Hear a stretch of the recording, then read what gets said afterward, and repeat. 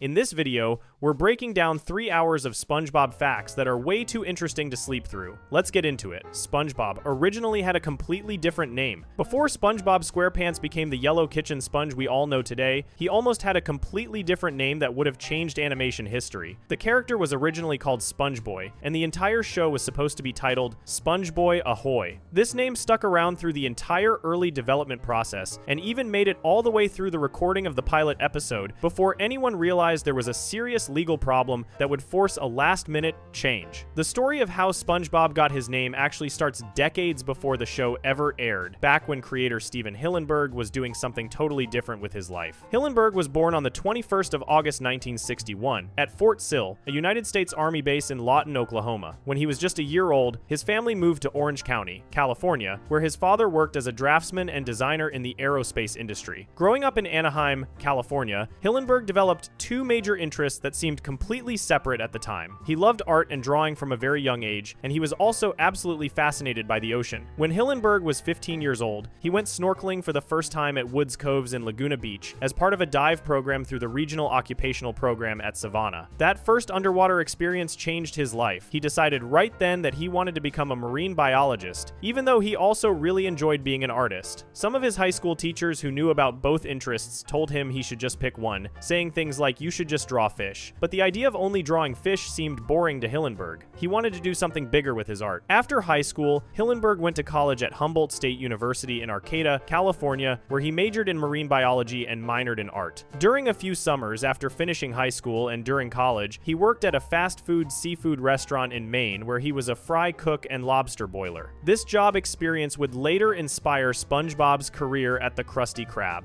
After graduating from college in 1984, Hillenberg joined the Ocean Institute in Dana Point, California. The Ocean Institute was an organization dedicated to educating the public about marine science and maritime history. Hillenberg worked there as a marine biology teacher for 3 years. He taught classes about tide pool ecology, nautical history, diversity, and adaptation. While working at the Institute, Hillenberg stayed at the Dana Point Marina and also worked as a staff artist. He really enjoyed teaching and watching how excited kids got about undersea life, especially the creatures that lived in tide pools. In 1989, while Hillenberg was still teaching at the Ocean Institute, one of the educational directors approached him with a request. They asked if he would be interested in creating an educational comic book about the animal life that lived in tidal pools. Hillenberg agreed and created a comic called The Intertidal Zone. The comic featured anthropomorphic sea creatures that taught kids about real ocean animals and their habitats. The comic was co-hosted by two main characters, a shrimp named Rocky and a character called Bob the Sponge. Bob the Sponge looked like a realistic, natural sea sponge and wore sunglasses to emphasize the beach setting. Unlike the SpongeBob we know today who looks like a yellow kitchen sponge with arms and legs, Bob the Sponge was round, had no limbs, and resembled what an actual sea sponge looks like in the ocean. The comic also featured other sea creatures like starfish, snails, scallops, and anemones. Hillenberg used the intertidal zone to teach his students at the Ocean Institute, and the kids loved it. The comic worked really well as an educational tool. Even though his teaching career was going well and the comic was successful with students, Hillenberg realized something important about himself during this time. He understood that he was actually more interested in art than in his chosen profession of marine biology. He later said that working at the Ocean Institute was a great experience for him, but his true passion was art. In 1987, Hillenberg made a big decision. He left the Ocean Institute to pursue a career in animation. He enrolled at the California Institute of the Arts in Santa Clarita in 1989 to study experimental animation. His teacher there was Jules Engel, the founding director of the program. Hillenberg considered Engel his art dad and mentor. Engel was impressed by the Intertidal Zone comic that Hillenberg had created, and that comic actually helped Hillenberg get accepted into the animation program. Hillenberg later said that Engel saw his paintings and could easily see that he would fit into the program, even though Hillenberg had no prior experience in animation. Hillenberg graduated in 1992 with a Master of Fine Arts degree in experimental animation. While at Cal Arts, Hillenberg created animated short films. One was called The Green Beret, which was a silly cartoon about a Girl Scout with huge fists trying to sell cookies. Another was called Wormholes, which had a more serious and philosophical tone and was based on Albert Einstein's theory of relativity. Wormholes won an award for Best Concept at the Ottawa International Animation Festival in 1992. At that same festival, Hillenberg met an animator named Joe Murray. This meeting would change the direction of his career. Joe Murray was the creator of an animated show called Rocko's Modern Life, which aired on Nickelodeon. After seeing Hillenberg's work, Murray offered him a job on the show. Hillenberg started working on Rocko's Modern Life as a scriptwriter, executive story editor, and animator. By the show's third season, he had been promoted to director and producer. He worked on Rocko's Modern Life from 1993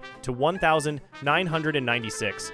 When the show ended, while working on Rocko's Modern Life, Hillenberg kept thinking about his old Intertitle Zone comic and the characters he had created. He began to think that maybe those characters could become the basis for his own animated show. When Rocko's Modern Life came to an end in 1996, one of the writers on the show, Martin Olson, discovered some pages from the Intertitle Zone. Olson read the comic and really liked what he saw. He strongly encouraged Hillenberg to develop the Intertitle Zone characters into an animated television series. This encouragement was exactly what Hillenberg needed.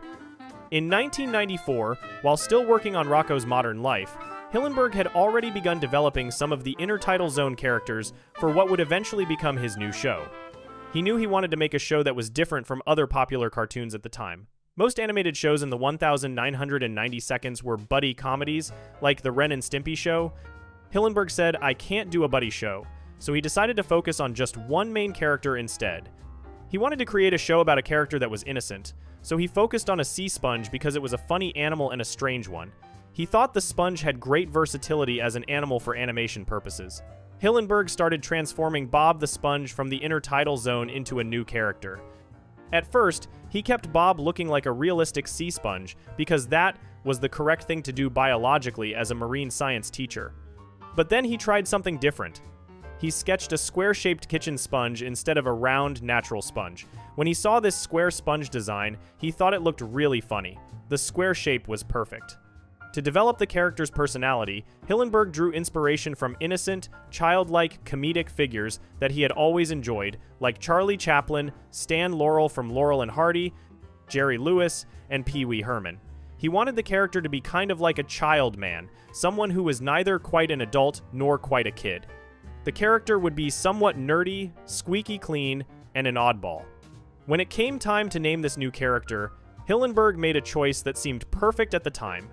He decided to call the character SpongeBoy. The character had no last name, just SpongeBoy. The show itself was going to be called SpongeBoy Ahoy. Hillenberg liked the title SpongeBoy Ahoy because ahoy was a nautical greeting that fit perfectly with the underwater ocean theme. In 1997, Hillenberg was ready to pitch his show to Nickelodeon. He assembled a team of animators, mostly former colleagues from Rocko's Modern Life, and together they developed the pitch materials. For the voice of the main character, Hillenberg approached Tom Kenny, whose career in animation had started alongside Hillenberg's on Rocko's Modern Life. Kenny had actually used a similar voice for a minor character on Rocko, and Hillenberg remembered it. When Hillenberg needed to remind Kenny of the voice, he showed him a video clip from that Rocko episode. As soon as Hillenberg heard Kenny perform the voice again, he knew immediately that this was the voice he wanted for his character. The network executives wanted to audition more actors, but Hillenberg refused. He wanted Tom Kenny, and as Kenny later explained, one of the advantages of having a strong creator is that the creator can say, "No, I like that I don't care about celebrities." Nickelodeon agreed to let Hillenberg pitch his show. Hillenberg pulled out all the stops for the pitch. He created a pitch Bible, which is a document that outlines all the main elements of a show, including characters, settings, backstories, and episode ideas. This pitch Bible was dated from 1995 to 1997 and featured writing and concept artwork for the show. Throughout all of this pitch material, the show was still called SpongeBoy Ahoy and the main character was still called SpongeBoy. The pitch went well and Nickelodeon agreed to produce a pilot episode. The pilot episode was titled Help Wanted, and it would serve as the first episode of the series. Tom Kenny and the other voice actors came into the studio and recorded all of their dialogue for this 7-minute pilot episode. Everyone involved called the main character SpongeBoy throughout the entire recording session. The voice acting was completed and the animation process began.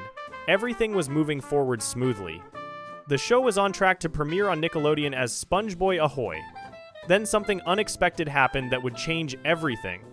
After the voice acting had been completed for the original 7-minute pilot episode, the Nickelodeon legal department was doing their standard trademark searches and clearance checks. This is a normal part of the production process where lawyers make sure that the names and titles being used are legally available and don't infringe on anyone else's trademarks. During this search, the legal department made a shocking discovery. The name SpongeBoy was already in use. Someone else already had trademark rights to that name. This meant that Nickelodeon legally could not use the name SpongeBoy for the character or SpongeBoy Ahoy for the show title. The entire project was suddenly in jeopardy.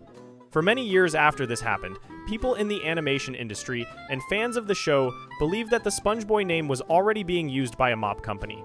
Tom Kenny himself, when asked about it years later, said he thought it was a mop or something. This story became the accepted explanation and was repeated in countless articles, interviews, and documentaries. However, in 2022, a YouTuber named Kid Leaves Stoop decided to investigate this claim more thoroughly. After extensive research into trademark databases and historical records, Kid Leaves Stoop discovered something surprising. There was no registered trademark for a SpongeBoy mop anywhere in the records. The mop story that everyone had believed for over 20 years appeared to be incorrect. So if it was not a mop, what was it? The most reliable current information suggests that the trademarked product was actually a line of pencils. A company called Pentec had released a line of cool art pencils in the 1990 seconds. These pencils were wrapped with bright, colorful art that featured images from colorized newspaper comic strips. One of the comic strips featured on these pencils was created by an artist named Kevin Pope and was called SpongeBoy. In this comic strip, the character was shown humorously posed to dive into a swimming pool.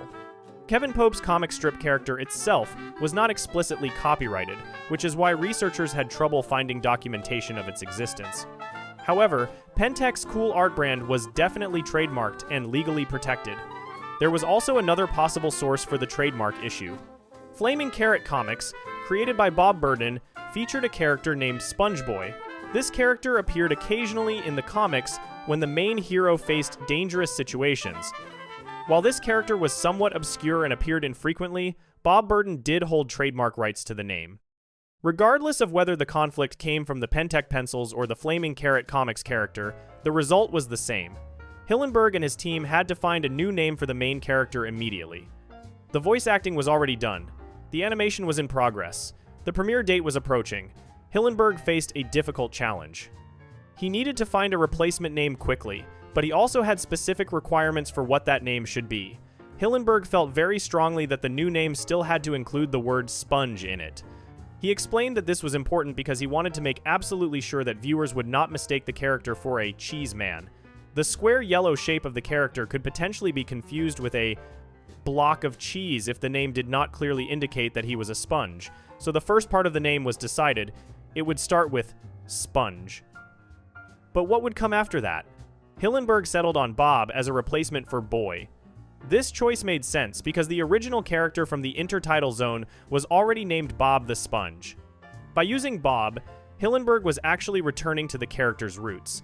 So now the character was named SpongeBob, but there was still something missing. Originally, SpongeBoy was going to have no last name at all. But now that the character was called SpongeBob, Hillenberg decided that maybe a last name would actually be a good addition. The inspiration for the last name came from an unexpected source. Tom Kenny, the voice actor, was looking at a picture of the character one day during the development process. As he looked at the drawing, Kenny made an offhand comment. He said something like, "Boy, look at this sponge in square pants," thinking he can get a job in a fast food place.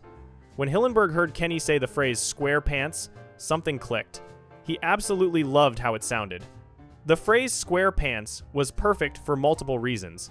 First, it literally described what the character was wearing in the drawings. The character wore rectangular brown pants that matched his square body shape. Second, the phrase square pants could also describe the character's personality. In slang, calling someone a square means they are kind of nerdy, conventional, or not cool. This perfectly matched the personality that Hillenberg wanted for the character, someone who was innocent, well-meaning, and a little bit dorky. Hillenberg loved how the name SquarePants reinforced the character's nerdiness while also being descriptive and fun to say. He decided that SquarePants would be the character's family name, the surname that would complete his identity. And just like that, SpongeBob SquarePants was born. The character finally had his complete name, and it happened to be even better than the original. The show's title was changed from SpongeBoy Ahoy to SpongeBob SquarePants. All of the promotional materials had to be updated with the new name. The pilot episode Help Wanted premiered on the 1st of May 1999 as a sneak peek after that year's Kids' Choice Awards. The show officially premiered on the 17th of July 1999. From the very beginning, SpongeBob SquarePants was a massive success. Kids and adults both loved the character, the humor, and the underwater world of Bikini Bottom. The show became one of the most popular animated series of all time and turned into a billion-dollar franchise with movies, merchandise, video games, and more. Looking back, the forced name change from SpongeBob to SpongeBob SquarePants might have been one of the best things that could have happened to the show.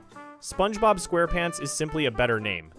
It is more memorable, more descriptive, and more fun to say than SpongeBob Ahoy would have been. The full name SpongeBob SquarePants perfectly captures the character's personality and appearance in a way that the simpler name SpongeBob never could have. The name has become so iconic that it is now recognized around the world. Even though SpongeBob never made it onto television screens as the character's official name, Hillenberg and the show's creators never forgot about it. Over the years, the name SpongeBob has appeared multiple times in SpongeBob SquarePants episodes as a fun reference to the character's original identity. In the episode One Trick Sponge, SpongeBob says a line about learning a trick, "Since I was a sponge boy," using the old name to refer to his childhood. In the episode It's a SpongeBob Christmas, the villain Plankton says, "Now I just need to figure out what to do about ol' SpongeBob." These references show that the creators remembered where the character came from and wanted to honor that history. In the SpongeBob movie, Sponge on the Run, which was released in 2020 after Stephen Hillenberg's death, there is a special dedication to Hillenberg that includes an image of SpongeBob from the original pitch materials. There is also a scene where a yellow sticky note on the Krusty Krab grill has SpongeBob drawn on it. These tributes show how important the character's origins were to everyone involved in making the show. The trademark issue that forced the name change teaches an important lesson about the entertainment industry and the creative process. Legal clearance and trademark searches are crucial steps that should happen as early as possible in development.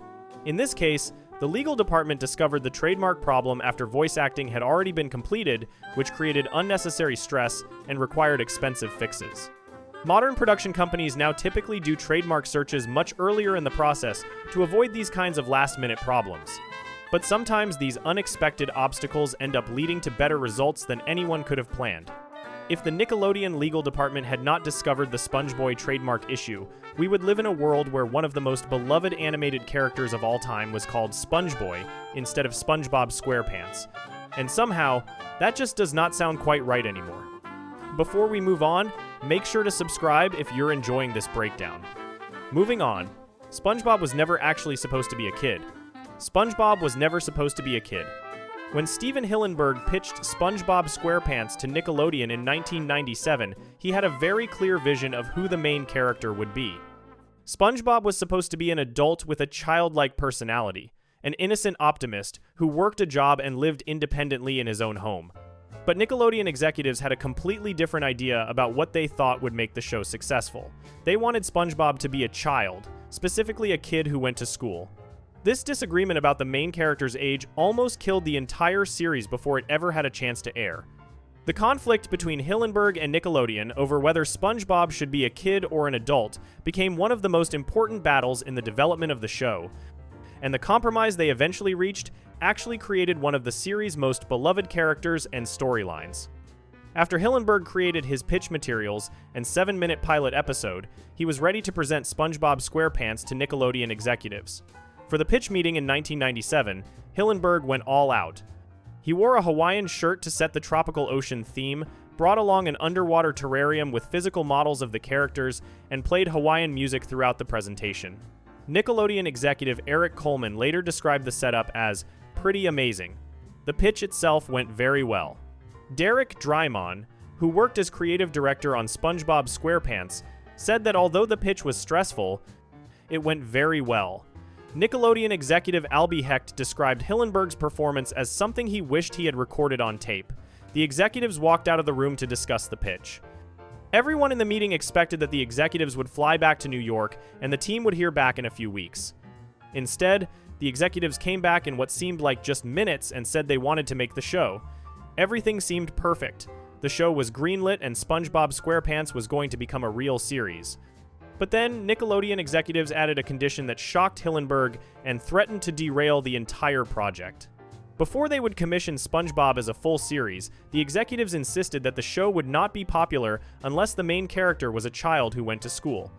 Steven Hillenberg recalled in 2012 exactly what Nickelodeon told him during this conversation. The executives said to him, "Our winning formula is animation about kids in school. We want you to put SpongeBob in school." This was not just a suggestion or a request. Nickelodeon executives were insisting that this change had to happen for the show to move forward. They firmly believed that their network's success came from shows about school-aged children, and they were convinced that SpongeBob SquarePants would fail if the main character was an adult. The executives wanted SpongeBob to be a regular kid who attended a regular school with other kid characters, following the formula that had worked for other Nickelodeon shows. This demand went against everything Hillenberg had planned for the character and for the show. Hillenberg had specifically created SpongeBob to be an adult character. This was not a minor detail that he was willing to change on a whim.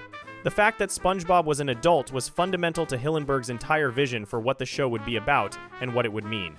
Hillenberg was ready to walk out on Nickelodeon and abandon the entire series rather than make SpongeBob a child. He was prepared to let the show die before he would compromise on this essential aspect of the character. The situation became incredibly tense. Here was a show that had just been greenlit by a major network, and the creator was willing to throw it all away over a single creative decision. Most people in Hillenberg's position would have just accepted the network's demands. After all, this was Nickelodeon, one of the biggest children's television networks in the world, and they had proven track records of what worked. But Hillenberg stood his ground. Why was Hillenberg so adamant that SpongeBob had to be an adult? The answer goes to the heart of what Hillenberg wanted the show to be about. Hillenberg had a very specific philosophy about innocence, childhood, and adulthood that he wanted to explore through SpongeBob. He did not want to make a show about actual children going through childhood experiences. Instead, he wanted to create something much more unusual and meaningful. He wanted to show that adults could retain a childlike sense of wonder, innocence, and joy even after they grew up. Hillenberg believed that people did not have to lose their childlike qualities when they became adults. They did not have to become cynical, jaded, or serious just because they got older. An adult could still be playful, imaginative, optimistic, and full of enthusiasm for life. This was the message that Hillenberg wanted to convey through SpongeBob, and it only worked if SpongeBob was actually an adult who chose to maintain his childlike personality rather than a literal child who had not yet grown up. Hillenberg drew inspiration for SpongeBob's personality from several famous comedians and entertainers who had perfected this kind of innocent, childlike character. He specifically mentioned Stan Laurel from the comedy duo Laurel and Hardy, Jerry Lewis, Pee Wee Herman, Charlie Chaplin, Abbott and Costello, and the Three Stooges. All of these performers were adults who played characters with childlike qualities. Stan Laurel was particularly important to Hillenberg's vision. Laurel was the innocent half of the Laurel and Hardy duo, and Hillenberg loved watching this naive, well-meaning character interact with the more cynical Hardy. Hillenberg told the Washington Post in 2009 that SpongeBob was born out of my love of Laurel and Hardy shorts. He explained, "You've got that kind of idiot buddy situation that was a huge influence." Hillenberg specifically said that SpongeBob was inspired by Stan Laurel's character, the Innocent. He told USA Today in 2002 that he wanted SpongeBob to be like Jerry Lewis, a goofy optimist, a kid-like character. The emphasis on kid-like, rather than an actual kid, was crucial. These were all adult performers playing adult characters who just happened to have childlike personalities. Hillenberg wanted to make a statement through his show about how adults could and should live their lives. He later explained to the New York Times in 2004 while promoting the first SpongeBob movie, "The show is about watching an innocent character in this world that he lives in. It's saying that the childlike mind is okay. It's saying that dorks can be really important." This philosophy meant everything to Hillenberg. He wanted to tell adults that they did not have to grow up in the negative sense of becoming boring, serious, and joyless. They could still have fun, be happy, and love what they did. This message only worked if SpongeBob was demonstrably an adult who had already made the choice to live this way, rather than a child who simply had not grown up yet. Tom Kenny, the voice actor for SpongeBob, perfectly understood what Hillenberg was going for with the character. Kenny explained that Hillenberg described SpongeBob to him as childlike and naive. He's not quite an adult, he's not quite a kid. Think a Stan Laurel, Jerry Lewis, kind of child man. Kind of like a munchkin, but not quite. Kind of like a kid, but not in a Charlie Brown child's voice on the TV shows. This description perfectly captures what Hillenberg wanted. An adult character who retained childlike qualities. Hillenberg also emphasized that SpongeBob was a complete innocent, not an idiot. This distinction was important to him. SpongeBob was not stupid or mentally deficient. He was innocent and optimistic by choice, maintaining a positive outlook on life despite being old enough to know better. The premise that innocence prevails was central to the entire show. Hillenberg noted that the show's basic idea is that innocence prevails, which I don't think it always does in real life. The show existed to explore and celebrate this idea, and that celebration only worked if SpongeBob was an adult choosing innocence rather than a child who did not know any better. Hillenberg told reporters, "Everybody recognizes the childlike character. The innocent, in a swirl of physical comedy, is universally understood." He emphasized that this universal understanding came from watching an adult character maintain innocence, not from watching an actual child be innocent. But Nickelodeon executives did not care about Hillenberg's artistic vision or his philosophical message about adulthood and innocence. They cared about ratings and demographics and what had worked for them in the past. Their research and experience told them that kids wanted to watch shows about other kids, not shows about adults. They truly believed that making SpongeBob an adult would doom the show to failure. The standoff continued. Hillenberg would not budge on making SpongeBob an adult, and Nickelodeon would not budge on their belief that the show needed a school setting with a child protagonist. Finally, Hillenberg came up with a compromise that satisfied both sides. He would keep SpongeBob as an adult character, but he would add a new character to the main cast, a driving instructor named Mrs. Puff, who ran a boating school. SpongeBob would attend this boating school as an adult student trying to get his boating license. This solution was brilliant because it gave Nickelodeon the school setting they wanted while allowing Hillenberg to keep SpongeBob as an adult. Boating school was clearly for adults since it was analogous to driver's education and getting a driver's license, which are adult activities. At the same time, the boating school setting provided the kind of structured, educational environment that Nickelodeon wanted, complete with a teacher character, classroom scenes, tests, and the potential for school-related storylines. Hillenberg was happy with this compromise. He said later, "A positive thing for me that came out of it was how it brought in a new character, Mrs. Puff, who I love. Mrs. Puff became one of the show's most important recurring characters, and the driving test storylines became some of the most popular and enduring elements of the series. The creation of Mrs.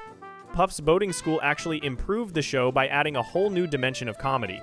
The dynamic between the eternally optimistic SpongeBob and the increasingly traumatized and paranoid Mrs. Puff created endless opportunities for funny situations. SpongeBob desperately wanted to get his boating license and tried incredibly hard to pass the tests, but whenever he actually got behind the wheel of a boat, he panicked and drove recklessly, causing chaos and destruction.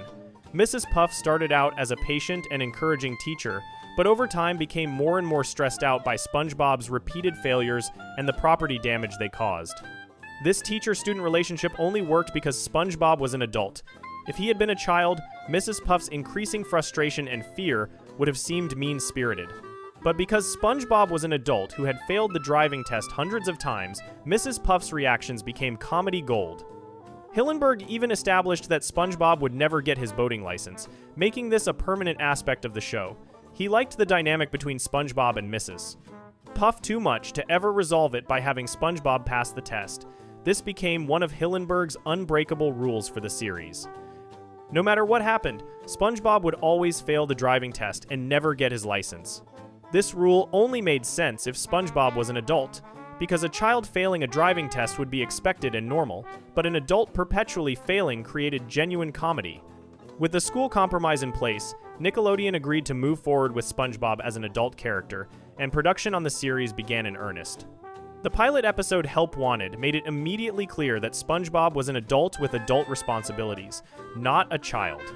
The very first episode showed SpongeBob applying for a job at the Krusty Krab restaurant. He desperately wanted to work there as a fry cook. The episode began with SpongeBob waking up in his own house, a pineapple that he lived in independently without any parents or guardians. He got dressed and prepared for his job interview, repeatedly declaring, "I'm ready." His best friend Patrick Star encouraged him to apply for the job. When SpongeBob went to the Krusty Krab to ask for work, he dealt with the owner Mr. Krabs and the cashier Squidward, both of whom were clearly adults. Mr. Krabs sent SpongeBob on what he thought was an impossible errand to find a special spatula, believing SpongeBob would never return. While SpongeBob was gone, a massive crowd of hungry customers arrived at the restaurant. Squidward and Mr. Krabs were overwhelmed and unable to handle the demand.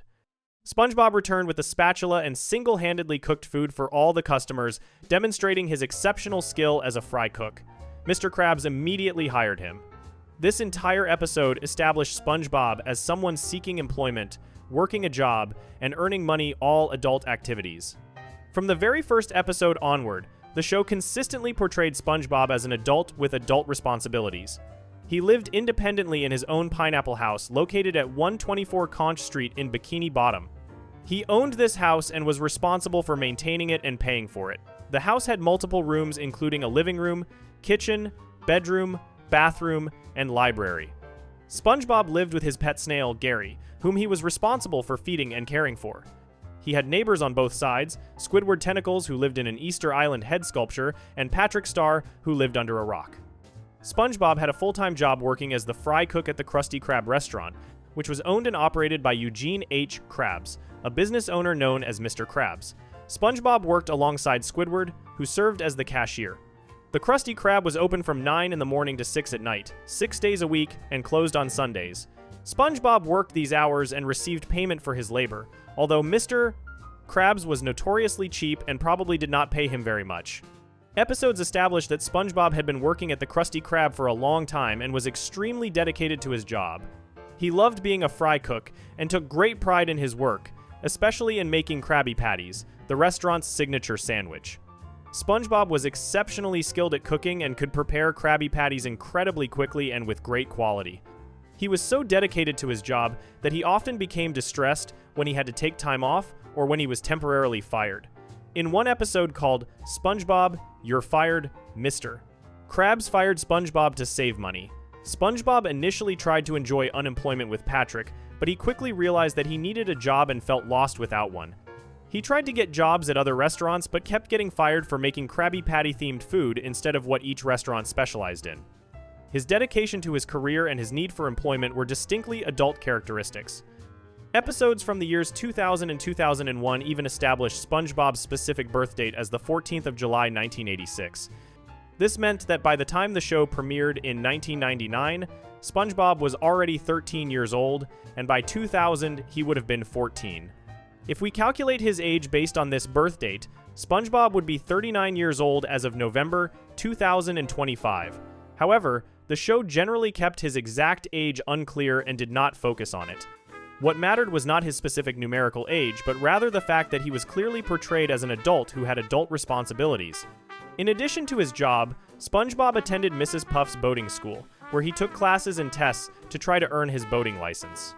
In the world of SpongeBob SquarePants, boats functioned like cars in the real world, and getting a boating license was equivalent to getting a driver's license. This was clearly an adult activity. Children do not go to driving school or take driver's tests. Mrs. Puff was a driving instructor who ran a professional boating school, and SpongeBob was one of her students. He attended classes, studied the rules of boating, took written tests where he knew all the answers, and attempted practical driving tests. His greatest dream in life was to receive his boating license. Unfortunately, SpongeBob had a major problem. He knew everything about boating in theory and could answer every question on the written exams perfectly. But whenever he got behind the wheel of an actual boat, he tensed up, panicked, and drove recklessly. He would speed out of control, crash into buildings, cause property damage, and create chaos. As a result, he failed the driving test over and over again, hundreds and possibly thousands of times. Mrs. Puff became increasingly traumatized by SpongeBob's repeated catastrophic failures, but SpongeBob never gave up. He kept coming back, kept studying, and kept trying to pass the test. This storyline perfectly illustrated Hillenberg's vision of an adult character maintaining childlike optimism and enthusiasm even in the face of repeated failure. SpongeBob's hobbies and interests also reflected his status as an adult with the freedom to pursue his own passions. His favorite activities included jellyfishing, which involved catching jellyfish with a net in a manner similar to butterfly catching, and blowing soap bubbles into elaborate shapes. He loved spending time with his best friend Patrick, going on adventures, and exploring Bikini Bottom. He practiced karate with his friend Sandy Cheeks, a squirrel from Texas who lived in an underwater dome. All of these activities were things he chose to do in his free time as an adult, not structured activities organized by parents or teachers. The relationship SpongeBob had with other characters also only made sense if he was an adult. His relationship with Squidward was that of coworkers. Squidward was grumpy, cynical, and constantly annoyed by SpongeBob's enthusiasm and optimism. He wanted SpongeBob to leave him alone and stop bothering him. But SpongeBob was oblivious to Squidward's dislike and genuinely believed they were friends. This dynamic created a lot of the show's comedy, as SpongeBob's innocent attempts to be friendly would drive the more world-weary Squidward crazy. If SpongeBob had been a child, Squidward's constant irritation would have seemed cruel. But because SpongeBob was a fellow adult who simply refused to let life make him bitter, the relationship worked as comedy. His relationship with Mr. Krabs was that of employee and employer. Mr. Krabs was a greedy business owner who was obsessed with money and profit. He took advantage of SpongeBob's enthusiasm and willingness to work hard, probably paying him very little while benefiting greatly from his exceptional cooking skills. But Mr. Krabs also served as something of a father figure to SpongeBob, occasionally showing genuine care and concern for him. SpongeBob, for his part, deeply respected Mr. Krabs and was proud to work for him. This employer-employee relationship with father figure overtones only worked because both characters were adults. Hillenberg's insistence on making SpongeBob an adult rather than a child turned out to be absolutely correct. The show became massively successful with audiences of all ages precisely because of what Hillenberg had been trying to achieve. Kids loved watching SpongeBob's adventures and silly humor. But adults also connected with the show on a deeper level because they understood and appreciated the message about maintaining innocence and joy in adulthood. The show became popular on college campuses, and with adult viewers who saw SpongeBob as representing something they aspired to, the ability to stay positive, enthusiastic, and fun-loving even while dealing with adult responsibilities like work, bills, and difficult neighbors. The show's appeal across different age groups proved that Nickelodeon's initial fears were completely unfounded. A show about an adult character could be incredibly popular with children. In fact, making SpongeBob an adult rather than a child actually made the show better and more meaningful. If SpongeBob had been a child, the show would have been just another kids' cartoon about kids having adventures. By making him an adult who chose to maintain childlike wonder, Hillenberg created something unique and special that resonated with viewers of all ages. SpongeBob SquarePants has become the most successful Nicktoon of all time and one of the longest-running American animated series, with well over 200 episodes across multiple seasons. The show has spawned feature films, merchandise, video games, Broadway musicals, and countless cultural references.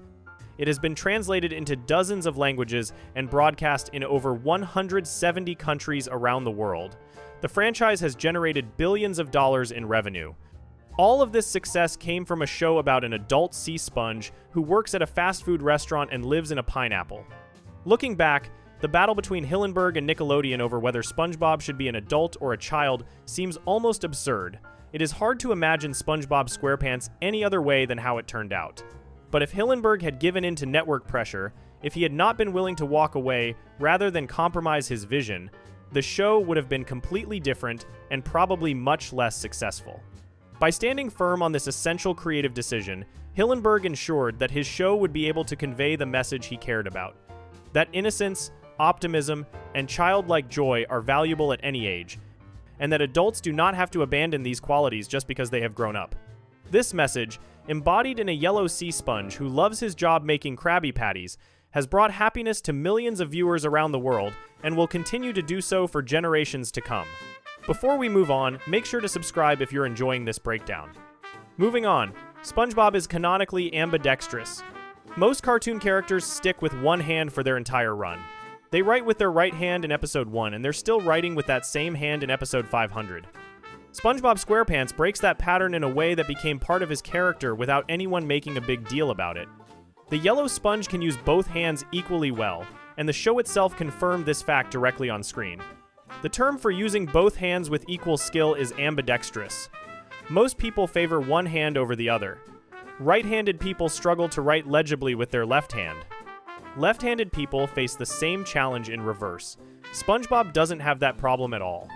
He switches between hands throughout the series depending on what he needs to do, and this ability saved him from disaster more than once during his time working at the Krusty Krab. The show first addressed SpongeBob's hand dominance in a Season 1 episode called I Was a Teenage Gary, which aired on the 28th of October 1999. The episode featured one of the strangest storylines the series ever produced. SpongeBob and Patrick planned to attend a jellyfishing convention in Ukulele Bottom for a 3-day weekend. SpongeBob needed someone to watch Gary while he was gone. Squidward reluctantly agreed because it meant getting SpongeBob and Patrick out of his hair for 3 whole days. Squidward immediately forgot about Gary the moment SpongeBob and Patrick left. He spent the entire weekend lounging outside in a beach chair. When SpongeBob returned home, Gary was severely dehydrated and weak from lack of food and water. A veterinarian named Dr. Gilliam came to the house and gave SpongeBob a syringe filled with snail plasma to inject into Gary. Squidward tried to give Gary the injection while SpongeBob held the snail, but SpongeBob kept pulling Gary away at the last second because he thought Squidward was moving too fast. After several attempts, Squidward accidentally jabbed the needle into SpongeBob's body instead of Gary's. The snail plasma caused SpongeBob to transform into a snail later that night. The transformation scene became infamous among fans for how disturbing it was compared to typical SpongeBob content. His body began creaking and groaning like old wooden floorboards. His eyes bulged out and extended upward on stalks like Gary's eyes. His body forced him down onto all fours. Then his left arm shriveled up and fell off completely. When his left arm disappeared, SpongeBob tried to stay calm and said, "That's okay. I'm a lefty anyway." The problem is that his left arm just fell off. If he was truly left-handed, losing his left arm would be a major problem. The line only makes sense if he's right-handed, because then losing his left arm wouldn't affect his dominant hand. This was actually a mistake in the recording. The original script for the episode correctly had SpongeBob say, "I'm a righty," anyway, which would have made perfect sense. Voice actor Tom Kenny either misread the line, or the script was changed at some point during production. The error made it into the final broadcast and stayed in all future airings of the episode. This created an interesting situation. The show's very first statement about SpongeBob's hand dominance was technically wrong due to a production error. For years afterward, the series showed SpongeBob using different hands for different tasks without any explanation. Viewers who paid close attention noticed him writing with his left hand in some episodes and his right hand in others. He flipped Krabby Patties with different hands. He held his jellyfishing net with whichever hand was convenient for the scene. The animation was consistent within individual episodes, but comparing episodes from different seasons revealed the switching pattern. The show directly addressed this inconsistency in a season 6 episode called The Splinter, which aired on the 2nd of June 2008. The episode opened with SpongeBob in an extremely good mood at the start of a workday at the Krusty Krab. He was so excited that he accidentally threw his spatula into the ceiling. When he tried to retrieve it, he fell and nearly landed on a pile of scissors and swords that were somehow lying around the kitchen. His spatula saved him by catching on one of the swords and breaking his fall. After landing safely, SpongeBob slipped on a puddle of tartar sauce. His right thumb dragged across the wooden floor and slammed into a small piece of wood, which broke in half and left a splinter embedded in his thumb. The splinter immediately made his thumb turn red and swell up. He tried to pull it out with his other hand, but his arms were too weak. He even tried biting it out, but that didn't work either. A customer had already ordered 2 Krabby Patties and was getting impatient. SpongeBob needed to cook the order, but the splinter in his right thumb prevented him from holding his spatula properly. Every time he tried to grip it, the pain was too intense. He attempted to pick up the spatula with his injured hand several times, saying, "Ow, ow, ow. You're making this a little bit difficult." Then SpongeBob said the line that confirmed his ambidexterity for the entire series. He looked at his swollen right thumb and declared, "Luckily, I am ambidextrous." He pressed a button on his spatula that released a string, then tied the spatula to his nose using his uninjured left hand.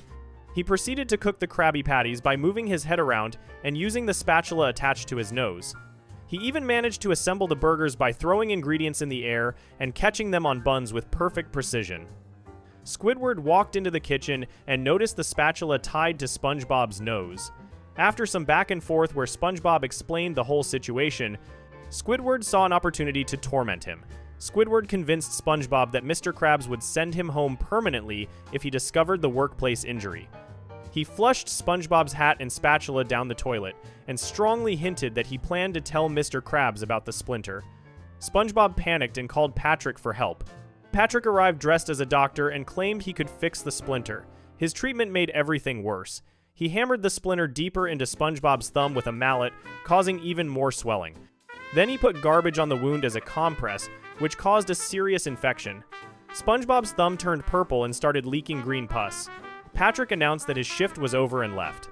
When SpongeBob encountered Mr. Krabs in the kitchen, he tried to hide his infected thumb by disguising it as a third leg. Mr. Krabs found this odd but didn't question it immediately. Squidward had already told Mr. Krabs about the splinter, so Mr. Krabs demanded to see it. SpongeBob reluctantly revealed his thumb, which had swollen to several times its normal size and was oozing green pus. The sight was so horrifying that Squidward fainted. Mr. Krabs used his claw to yank the splinter out in one quick motion. Confetti shot out first, followed by a massive spray of pus that covered Mr. Krabs completely. SpongeBob's thumb immediately returned to normal. The ambidexterity statement in The Splinter served an important purpose in the episode's plot. SpongeBob needed a way to keep working despite his injury, and being ambidextrous gave him that option. The line also functioned as a retcon that explained all the hand-switching viewers had noticed over the years. The show was essentially saying that SpongeBob had always been ambidextrous, even though earlier episodes suggested he was left-handed. A Season 7 episode called You Don't Know Sponge referenced his ambidexterity again. The episode aired on the 6th of August 2010. In this episode, SpongeBob and Patrick took a quiz from a magazine called Simpleton to test how well they knew each other. SpongeBob answered every question about Patrick correctly. Patrick failed to answer even basic questions about SpongeBob, including questions about his dominant hand. When the quiz asked whether SpongeBob was right-handed or left-handed, the correct answer was ambidextrous, which wasn't even one of the options Patrick was choosing from. Throughout the series, SpongeBob demonstrates his ambidexterity in practical ways. He writes with his left hand in Procrastination, an episode where he desperately tries to avoid writing an essay for boating school. He uses different hands to flip Krabby Patties depending on the episode and the specific shot. He holds his jellyfishing net with either hand when he's out catching jellyfish with Patrick. The animators and storyboard artists never treated his hand usage as something that needed to remain consistent from scene to scene. The show also played with SpongeBob's body parts in other ways that relate to his ambidexterity. In an episode called Neptune's Spatula, SpongeBob briefly appears with two left hands instead of a left and a right. This was clearly an animation error rather than an intentional character trait, but it added to the general confusion about which hand he actually favored. The fact that he can regrow his limbs like a real sea sponge means he could theoretically lose an arm and grow it back, which might explain some of the inconsistencies across episodes. Real sea sponges are invertebrates that can regenerate lost body parts. If a piece breaks off a sea sponge, that piece can potentially grow into a completely new sponge. The show referenced this ability multiple times throughout its run. SpongeBob has torn himself in half, pulled off his own limbs, and suffered other catastrophic injuries that would kill any normal organism. He always recovers without any lasting damage. This regenerative ability means that even if he lost his dominant hand, he could simply grow a new one and continue his life without interruption. The ambidexterity detail represents something larger about how SpongeBob SquarePants approached character consistency. The show never worried too much about maintaining perfect continuity across episodes. Different writers and storyboard artists brought their own interpretations to the characters. What mattered was whether individual episodes worked on their own terms, not whether they perfectly aligned with everything that came before. SpongeBob being ambidextrous gave the show flexibility. Animators could draw him using whichever hand worked best for a particular shot without worrying about contradicting earlier episodes. This approach to consistency differed from shows with stricter continuity requirements. Some animated series maintain detailed records of every character, trait, and story detail to prevent contradictions. SpongeBob SquarePants operated more loosely, especially in its early seasons. The series prioritized comedy and visual storytelling over rigid adherence to established facts. When the show did decide to address a continuity issue like hand dominance, it did so with a simple declaration that reframed all previous inconsistencies as intentional character traits. The ambidexterity also makes practical sense for SpongeBob's job. Working as a fry cook requires using both hands constantly. He needs to flip patties with a spatula while simultaneously preparing buns, adding toppings, and managing multiple orders. Having equal skill with both hands would make him more efficient at his job. The same applies to jellyfishing, where being able to switch the net between hands could help him catch jellyfish more effectively. The character's ambidexterity serves him well in his daily activities, even if it was originally just a side effect of different animators drawing him differently. SpongeBob's ability to use both hands with equal skill became an official part of his character. through those direct statements in the Splinter and You Don't Know Sponge. The show took something that started as an animation inconsistency and turned it into a deliberate character trait. This happened around season 6 and 7, well into the series run, which means the ambidexterity wasn't part of the original character design. It emerged organically from how the show was produced and was later canonized through explicit dialogue. The detail adds a small layer of uniqueness to SpongeBob's character. Being ambidextrous is relatively rare in real life, with only about 1% of people having truly equal skill with both hands. Most people who consider themselves ambidextrous are actually mixed-handed, meaning they prefer different hands for different tasks rather than being able to do everything equally well with both. SpongeBob appears to be genuinely ambidextrous based on how the show portrays him, capable of switching hands mid-task without any loss of coordination or skill. This characteristic fits with other unusual aspects of SpongeBob's abilities. He can absorb massive amounts of liquid and wring himself out like a kitchen sponge. He can reshape his body into different forms. He can survive in conditions that would be impossible for most organisms. His ambidexterity is just one more way he differs from typical animated characters. The show established these traits gradually over many seasons, building a character who operates by his own unique rules while still remaining relatable and entertaining to audiences of all ages. The confirmation of SpongeBob's ambidexterity in Season 6 came years after the show's debut in 1999. By that point, the series had already aired over 100 episodes, showing SpongeBob using different hands inconsistently. The explicit statement in the Splinter didn't change how the show handled his hand usage going forward. Animators continued drawing him with whichever hand worked best for individual shots. The difference was that now there was an in-universe explanation for why his hand preference seemed to change from episode to episode. He didn't have a preference because he was equally skilled with both hands. The You Don't Know Sponge episode provided additional context for how SpongeBob's ambidexterity functioned in his daily life. The episode focused on SpongeBob and Patrick's friendship being tested by a quiz about each other. SpongeBob and Patrick were making animal noises at the Krusty Krab, annoying Squidward as usual. SpongeBob made dolphin laughing sounds while Patrick imitated the song of a great blue whale. A real whale happened to hear Patrick's whale song, and it reminded the whale of someone named Martha, possibly an old flame or ex-partner.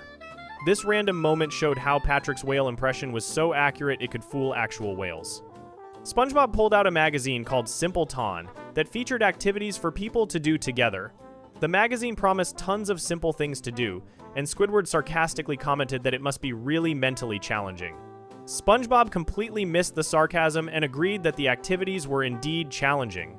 The only activity SpongeBob and Patrick hadn't done yet was the Best Friend Quiz, which was designed to test how well friends knew each other. The quiz format was straightforward. One friend answered questions about the other friend, then they switched roles. SpongeBob went first and answered every single question about Patrick correctly. He knew Patrick's favorite color, favorite food, favorite activities, and every other detail the quiz asked about. Patrick then took his turn answering questions about SpongeBob and failed spectacularly. He couldn't answer even the most basic questions about his best friend despite spending nearly every day together for years. One of the questions asked about SpongeBob's dominant hand. The quiz offered two options as answers, right-handed or left-handed. Patrick guessed one of those options and got it wrong. The correct answer was ambidextrous, but that wasn't even listed as a possible choice on the quiz. This detail highlighted how unusual SpongeBob's ambidexterity was compared to most people, who are either definitively right-handed or left-handed. The quiz assumed the person being tested would have a dominant hand like most individuals do. SpongeBob tried to make the quiz easier for Patrick by asking simpler questions that weren't from the magazine. Patrick still failed to answer correctly. The breaking point came when Patrick bought ice cream for both of them, but got the wrong flavor for SpongeBob. Patrick got himself dill pickle swirl ice cream with mustard and extra bacon bits, which was Patrick's favorite flavor. He bought plain vanilla for SpongeBob, which actually was SpongeBob's favorite ice cream flavor according to this episode. However, Patrick apparently didn't know this and just guessed randomly. The ice cream incident made SpongeBob realize that Patrick genuinely didn't know basic facts about him despite their close friendship. SpongeBob became upset and told Patrick that he didn't know him anymore. He threw money on the ground and ran away crying. The episode revealed that SpongeBob's favorite color was beige, his favorite food was Krabby Patties, he had an outie belly button, and his favorite ice cream was plain vanilla. Patrick, by contrast, had an innie belly button, preferred aquamarine as his favorite color, and loved that bizarre pickle mustard bacon ice cream flavor. Sandy gave SpongeBob advice about the situation. She explained that friends don't need to know everything about each other to have a strong friendship. She suggested that SpongeBob and Patrick probably just needed some time apart. SpongeBob tried to avoid Patrick after that conversation, but Patrick kept appearing wherever SpongeBob went. SpongeBob saw Patrick at the gym with Larry the Lobster and assumed Patrick had replaced him with a new best friend. This upset SpongeBob even more until Patrick explained the real situation. Patrick revealed that Larry wasn't his new best friend. Larry had simply been helping Patrick find a special gift for SpongeBob as an apology. The gift was a pair of glasses with a fake nose and mustache attached. SpongeBob and Patrick reconciled and became friends again. When SpongeBob put on the glasses, Patrick got scared by the disguise and ran away screaming. SpongeBob sighed and said, "Why me?" as the episode ended. The ambidexterity detail from this episode connected back to the Splinter and confirmed that this was an established character trait, not just a one-time mention. The way SpongeBob SquarePants was produced contributed to the hand-switching situation that eventually required the ambidexterity explanation. SpongeBob is what's called a storyboard-driven show. This means the storyboard artists have significant creative control over individual episodes. Writers create an outline for each episode that describes the basic plot and major beats. Storyboard artists then take that outline and create the actual storyboards, which are essentially comic book style drawings showing every shot of the episode with dialogue and action notes. In a storyboard-driven show, the storyboard artists make many creative decisions that would be controlled by writers in a script-driven show. They decide on specific camera angles, character expressions, physical comedy, and visual gags. They write the actual dialogue and determine the pacing of scenes. Multiple storyboard artists work on different episodes simultaneously, and each brings their own style and preferences to their work. This production method gives the show variety and allows different episodes to have distinct visual personalities. The storyboard-driven approach meant that different artists drew SpongeBob using different hands across episodes. One artist might naturally draw characters using their right hand for activities. Another artist might be left-handed themselves and unconsciously draw characters favoring their left hand. Since the storyboard artists were working independently on separate episodes, they weren't necessarily checking every previous episode to see which hand SpongeBob used for writing or spatula flipping. They just drew what felt natural for the scene they were creating. Steven Hillenberg, the creator of SpongeBob SquarePants, established the show's overall tone and characters, but didn't personally storyboard every episode. He relied on talented storyboard artists and directors to bring his creation to life. This collaborative approach produced creative and varied episodes, but also resulted in minor inconsistencies like the hand dominance issue. The production team eventually decided to address the inconsistency by making SpongeBob ambidextrous, rather than trying to enforce strict consistency across all future episodes. The decision to make SpongeBob officially ambidextrous was a clever solution to a continuity problem. Rather than declaring that all previous episodes showing SpongeBob using his left hand were wrong, or that all episodes showing him using his right hand were errors, the show simply said he could use both hands equally well. This retcon transformed inconsistency into a character trait. Every previous episode where SpongeBob switched hands now made sense because he was ambidextrous all along. This type of retroactive continuity happens in many long-running shows. Writers inherit inconsistencies from previous seasons and need to find ways to explain them or incorporate them into the show's mythology. SpongeBob's ambidexterity represents one of the more straightforward examples of this technique. The show didn't need to create an elaborate backstory or complex explanation. One simple declaration in the Splinter solved the problem completely. The ambidexterity became part of SpongeBob's official character description going forward. When discussing the character in interviews or promotional materials, creators could list ambidexterity among his traits alongside his optimism, his love of jellyfishing, his job at the Krusty Krab, and his friendship with Patrick. The trait distinguished him from most cartoon characters who consistently favor one hand throughout their entire series run. SpongeBob joined the relatively small group of animated characters established as ambidextrous within their show's canon. Looking at the broader picture, SpongeBob's ambidexterity is a minor detail in a show full of much stranger and more significant character traits. He lives in a pineapple under the sea. He has a pet snail that meows like a cat. He works for a cheap boss who values money above everything else. He has a best friend who lives under a rock and has no brain because starfish don't have brains. His neighbor plays the clarinet terribly and hates him. His other friend is a squirrel who lives in an underwater dome and practices karate.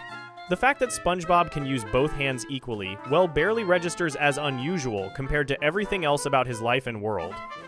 Still, the ambidexterity detail shows how the SpongeBob creative team thought about their character and their show. They paid attention to small details that most viewers might not consciously notice.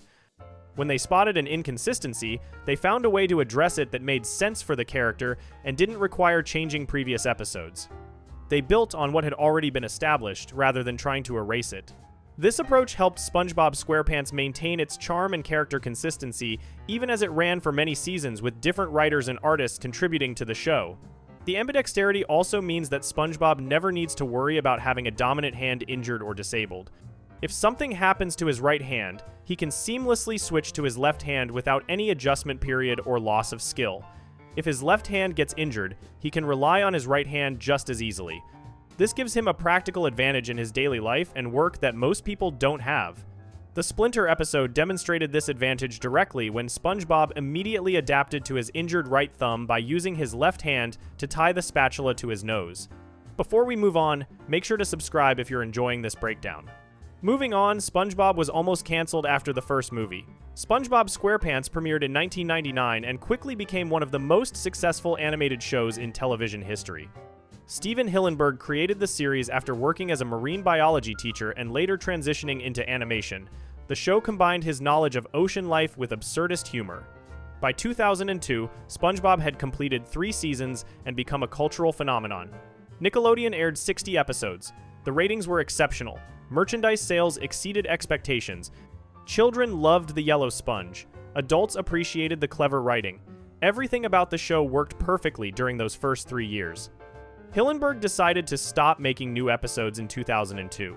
He wanted to focus entirely on creating a theatrical movie. The production team took a self-imposed hiatus from the television series. Hillenberg explained his reasoning in multiple interviews. He stated that he did not want to work on both a movie and the television show simultaneously. He researched how other creators handled this situation. Everyone he consulted warned him that attempting both projects at once would be chaotic. He chose quality over quantity. Hillenberg wanted the movie to be exceptional. He gathered 5 of his most trusted writer-animators to help develop the story: Paul Tibbitt, Derek Dryman, Aaron Springer, Kent Osborne, and Tim Hill joined him in a room at a former bank building in Glendale, California. They spent 3 months crafting the script together. The SpongeBob SquarePants movie followed a classic hero's journey structure. Plankton steals King Neptune's crown and frames Mr. Krabs for the crime. SpongeBob and Patrick must travel to Shell City to retrieve the crown and save their boss from execution. The journey takes them out of the ocean and onto land. They encounter numerous obstacles. The movie climaxes with SpongeBob accepting his childlike nature as a strength rather than a weakness. He saves Bikini Bottom by using the power of rock music and friendship. Mr. Krabs promotes SpongeBob to manager of the Krusty Krab 2 at the end of the film. This ending provided perfect closure for SpongeBob's character arc. He finally achieved his dream of becoming a manager. The story felt complete. Hillenberg intended the SpongeBob SquarePants movie to serve as the series finale. He wanted the show to end on a high note. He specifically stated that he wanted to conclude the series before it could jump the shark.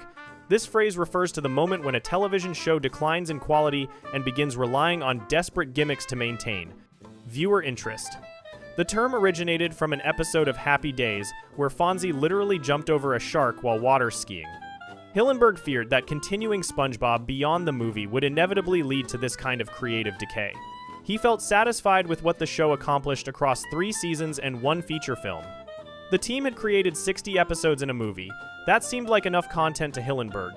He believed 60 episodes represented a standard run for a show like SpongeBob. The number felt right to him. Nickelodeon executives disagreed completely. The network recognized SpongeBob as an unprecedented commercial success. The show generated billions of dollars in merchandise revenue. Toy sales, clothing lines, video games, and countless other products featuring SpongeBob characters flooded stores worldwide. The television ratings remained consistently high. Children watched episodes repeatedly. Parents bought SpongeBob merchandise for birthdays, holidays, and random occasions. Nickelodeon could not ignore these financial realities. Storyboard director Sam Henderson observed that the show functioned as a cash cow for the network. Nickelodeon simply could not afford to cancel such a profitable property. The executives approached Hillenberg about continuing the series beyond the movie. Hillenberg initially doubted that Nickelodeon would proceed without his direct involvement. He believed the network executives respected his creative contributions enough to honor his wishes. He assumed they would want to maintain the original concept and quality that made SpongeBob successful. He stated publicly that he thought network leadership valued what he brought to the show. Hillenberg told interviewers that he expected Nickelodeon to recognize the importance of his vision. He was wrong. The network insisted on producing more episodes regardless of Hillenberg's participation. They ordered additional seasons. Hillenberg faced a difficult decision. He could either continue running the show despite his creative exhaustion, or he could step away and trust someone else to maintain his creation. Hillenberg chose to step down as showrunner. He resigned from the day-to-day operation of SpongeBob SquarePants. He selected Paul Tibbitt to replace him in this role. Tibbitt had worked on SpongeBob since the beginning. He served as a writer and storyboard director on many of the show's most beloved episodes. His credits included Chocolate with Nuts, Frankendoodle, Ripped Pants, The Secret Box, and No Weenies Allowed. Hillenberg trusted Tibbitt completely. He appreciated how Tibbitt captured SpongeBob's sense of humor. Hillenberg felt confident that Tibbitt understood the show's comedic sensibility. He believed the series would be in good hands. Hillenberg explained his decision in later interviews. He stated that he felt he had contributed everything he wanted to say through SpongeBob. The show needed fresh perspectives and new creative blood. Hillenberg wanted to move on to developing other projects. Hillenberg did not completely abandon SpongeBob. He retained his position as executive producer. He maintained an advisory role on the show. He reviewed every single episode that aired after his departure.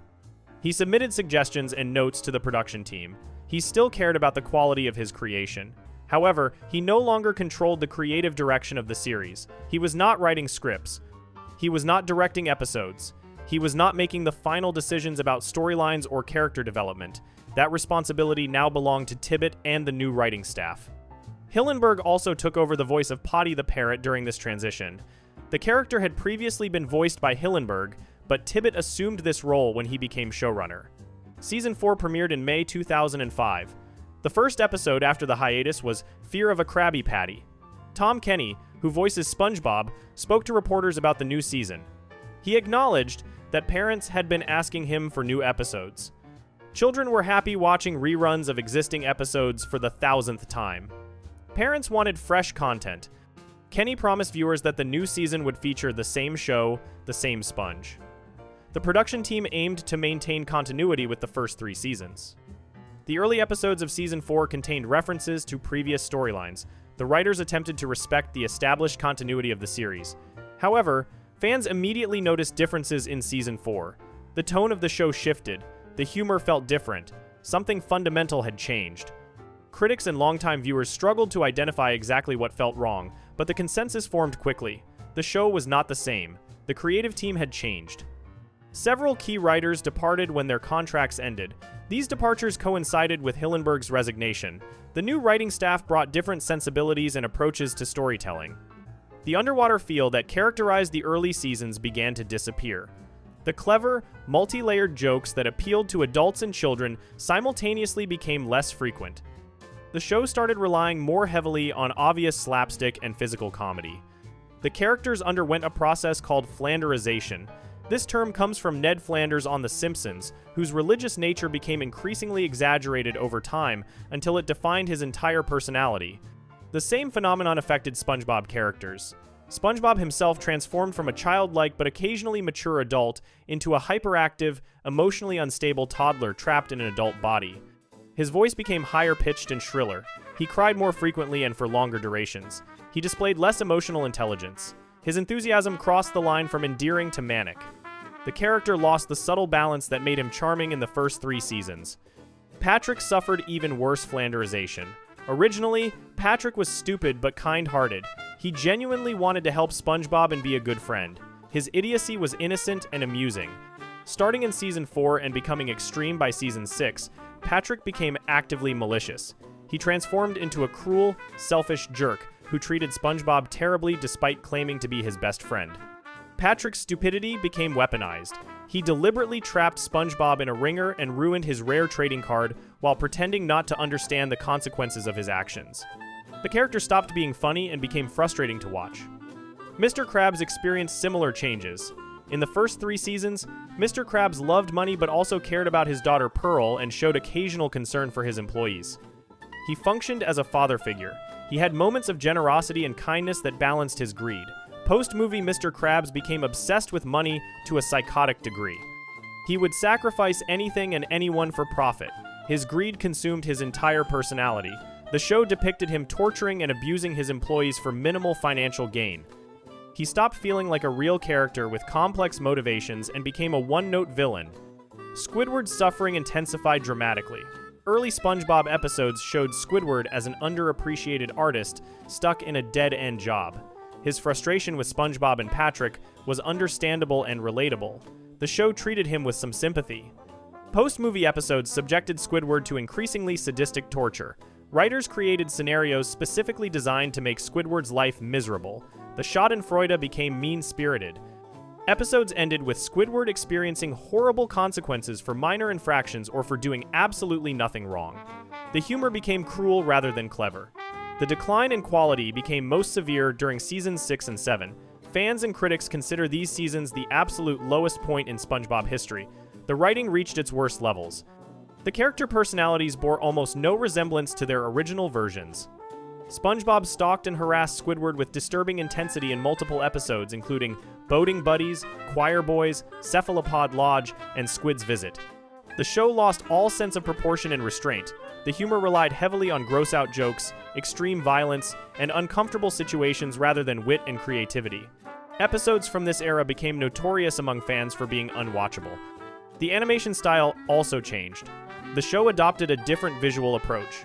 Background music that characterized the early seasons disappeared. New musical cues replaced the familiar tracks that fans associated with classic SpongeBob. Even Tom Kenny's vocal performance changed. His voice for SpongeBob became more exaggerated and childish. The entire production felt different on every level. Longtime viewers described the sensation of watching an imposter wearing SpongeBob's skin. The show looked superficially similar but lacked the soul of the original. Multiple critics and media outlets documented the decline. MSN, The A, V, Club, and Vulture all published articles analyzing what went wrong with SpongeBob. DVD Talk and DVD Verdict reviewed post-movie episodes using words like tedious, boring, dreck, and depressing plateau of mediocrity. A 2012 MSN article cited fan discussions on Encyclopedia SpongeBobia, a fan-maintained wiki. Many fans believed the show jumped the shark after the movie. Online fan communities that once thrived became deserted. Interest in the show plummeted among the original fanbase. A 2018 Vulture analysis noted that the most popular SpongeBob memes consistently originated from episodes in the first 3 seasons. Modern episodes simply did not resonate with audiences the same way. Hillenberg himself justified the quality difference in an interesting way. He claimed that all episodes produced after the SpongeBob SquarePants movie should be considered prequels to the film. This explanation attempted to address continuity issues and character inconsistencies. If post-movie episodes happened before the film chronologically, then the strange behavior and personality changes could theoretically make sense. However, this explanation did not satisfy most viewers. The continuity problems remained obvious. SpongeBob showed no interest in becoming manager in many post-movie episodes, despite that being his primary goal in seasons 1 to 3 and the movie. The prequel explanation felt like an excuse rather than a legitimate creative choice. The show did eventually improve somewhat. Seasons 8 and onward showed signs of recovery. The Flanderization decreased slightly. Some episodes recaptured elements of the original spirit. Writers dialed back the most extreme character traits. SpongeBob became less annoyingly infantile. Patrick showed occasional glimpses of his original kind-hearted nature. The humor became less reliant on cruelty and gross-out jokes. However, the show never fully returned to the quality of the first 3 seasons. Too much had changed. Too many key creative voices had departed. The magic that made early SpongeBob special proved impossible to recreate completely. Hillenberg eventually returned to work on the second SpongeBob movie in 2015. The SpongeBob movie, Sponge Out of Water, marked his return to the franchise after stepping away in 2004. He co-wrote the story with Paul Tibbitt and served as executive producer. His involvement in this second film showed that he still cared about SpongeBob even after leaving his showrunner position. Hillenberg also contributed to the third film, the SpongeBob movie, Sponge on the Run, released in 2020. He received a posthumous executive producer credit for this movie. Hillenberg passed away in 2018 after battling ALS. His death ended any possibility of him returning to guide SpongeBob back to its original quality. SpongeBob SquarePants continues airing new episodes today. The show has become one of the longest-running animated series in American television history. Nickelodeon shows no signs of ending production. The network continues profiting enormously from SpongeBob merchandise and licensing. However, many fans consider only the first 3 seasons and the original movie to be the real SpongeBob. These fans treat everything produced after 2004 as a separate, inferior product. They refer to the division as pre-movie versus post-movie SpongeBob. This distinction has become standard language in fan communities. The story of SpongeBob's near cancellation demonstrates the conflict between artistic vision and commercial interests. Hillenberg wanted to end his creation at its creative peak. He recognized that continuing indefinitely would inevitably damage the show's legacy. Nickelodeon prioritized profit over artistic integrity. The network forced SpongeBob to continue beyond its natural endpoint. The result proved Hillenberg's concerns correct. SpongeBob did jump the shark. The quality declined significantly. The characters became exaggerated caricatures. The humor became crueler and less sophisticated. The show that once appealed to all ages transformed into content primarily aimed at young children. The wit and intelligence that made SpongeBob special disappeared. Paul Tibbitt cannot be blamed entirely for these problems. He wrote many excellent episodes during the first 3 seasons. He understood SpongeBob's humor. However, he lacked the authority and vision that Hillenberg brought as creator and showrunner. Tibbitt inherited an impossible situation. He tried to maintain quality while satisfying network demands for more content. New writers joined the team without fully understanding what made SpongeBob work. The creative dream team that crafted the first 3 seasons dispersed. Replacing that talent proved impossible. Critic Peter Keepnews stated bluntly that the comic sensibility of its original team seems to have drained out of it completely. The lesson applies beyond SpongeBob. Many television shows continue past their creative expiration date. Networks renew successful shows regardless of quality because canceling profitable properties makes no business sense. Writers run out of ideas. Characters become flanderized. The original creative vision gets lost. Shows transform into hollow imitations of themselves. SpongeBob represents one of the most dramatic examples of this phenomenon. The contrast between pre-movie and post-movie episodes is so extreme that they feel like completely different shows. What Hillenberg created in 1999 and what currently airs on Nickelodeon share a name and characters but little else.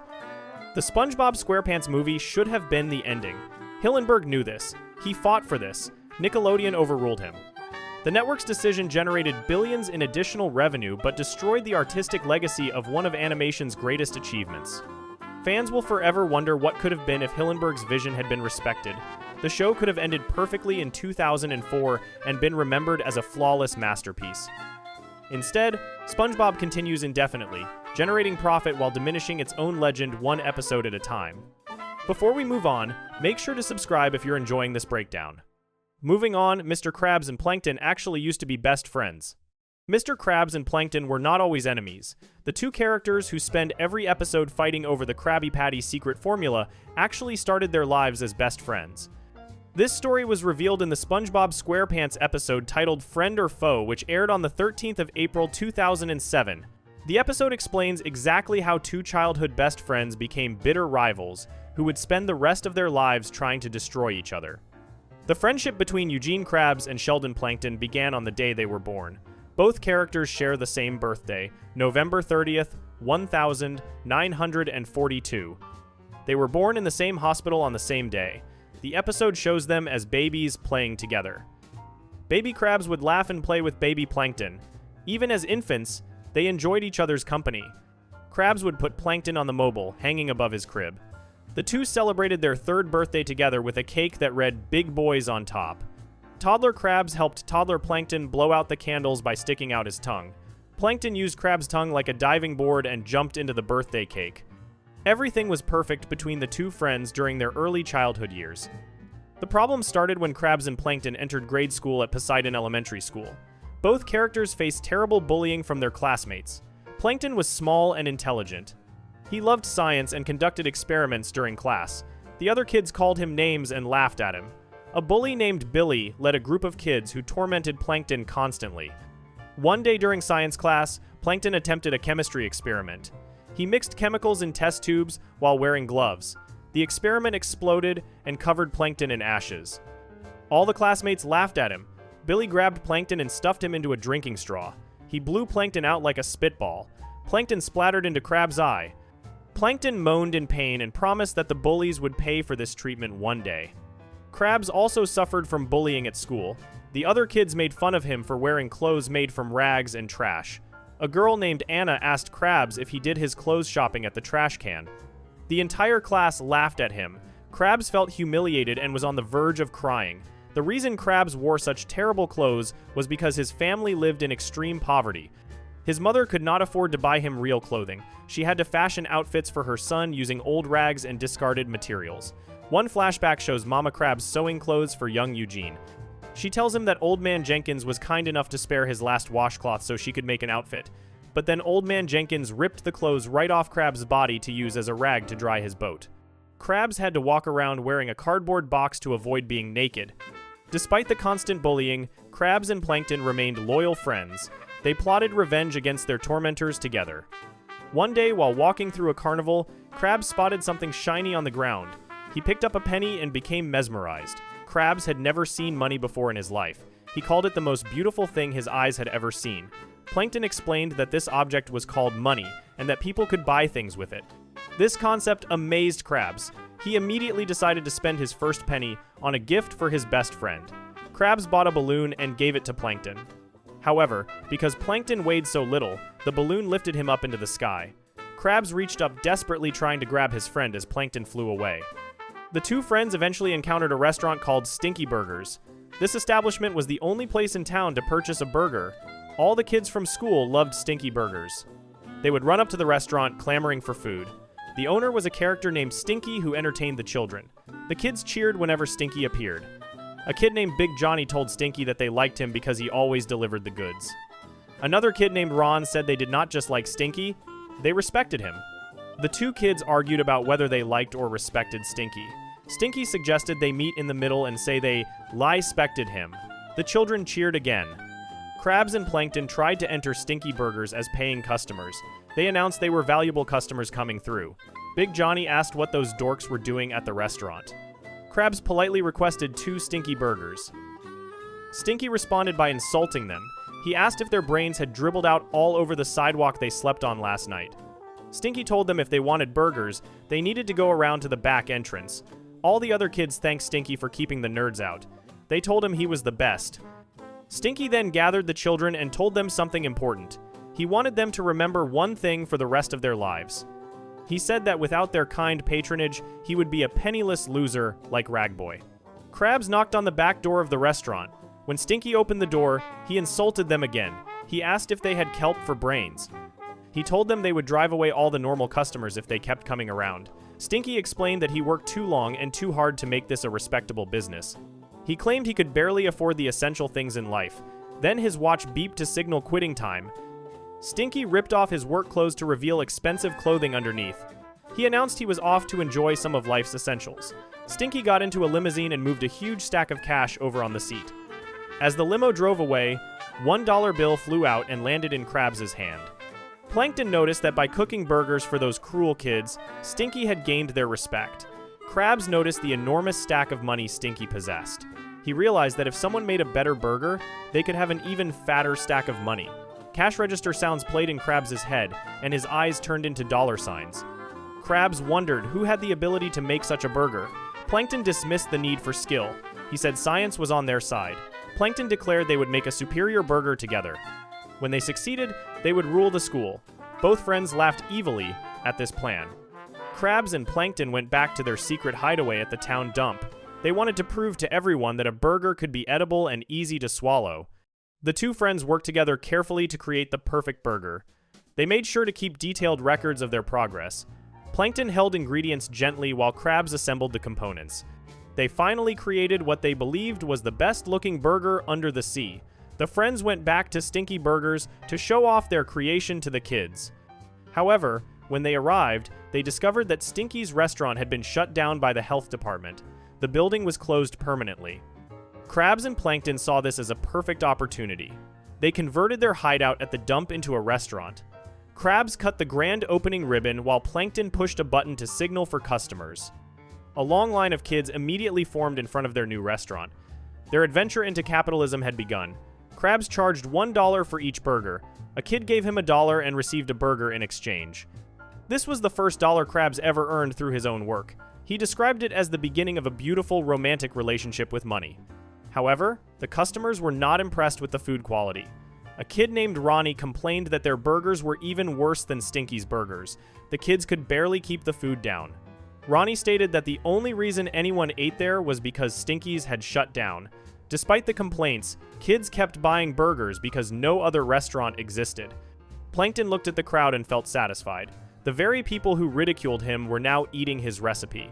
Plankton declared he was ruling their stomachs. He announced that soon he would rule their minds as well. He laughed evilly as thunder struck in the background. This was when the conflict between the two friends began. Krabs asked Plankton about satisfying the customers. Plankton responded by saying barnacles to the customer and declaring he was talking about ruling the world. He laughed evilly again as more thunder struck. Plankton stated that with the secret recipe, nothing would stop him. Krabs became alarmed and told Plankton to give him the recipe.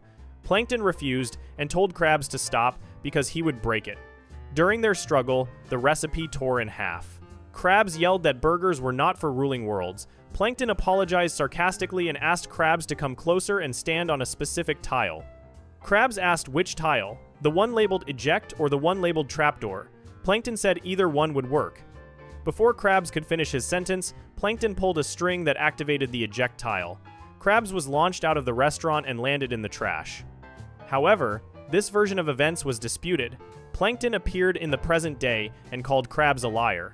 Plankton told his own version of the story where Krabs was the villain. In Plankton's account, Krabs was the one who laughed evilly and declared he would rule their stomachs and then their money. According to Plankton, Krabs said barnacles to the customers and talked about coins, cash, wallets, and bank accounts. In this version, Plankton tried to stop Krabs, and the recipe still tore in half during their fight. Plankton insisted this was about more than money, but Krabs put him in a straw and spit him out. Plankton landed in trash just like in Krabs' version.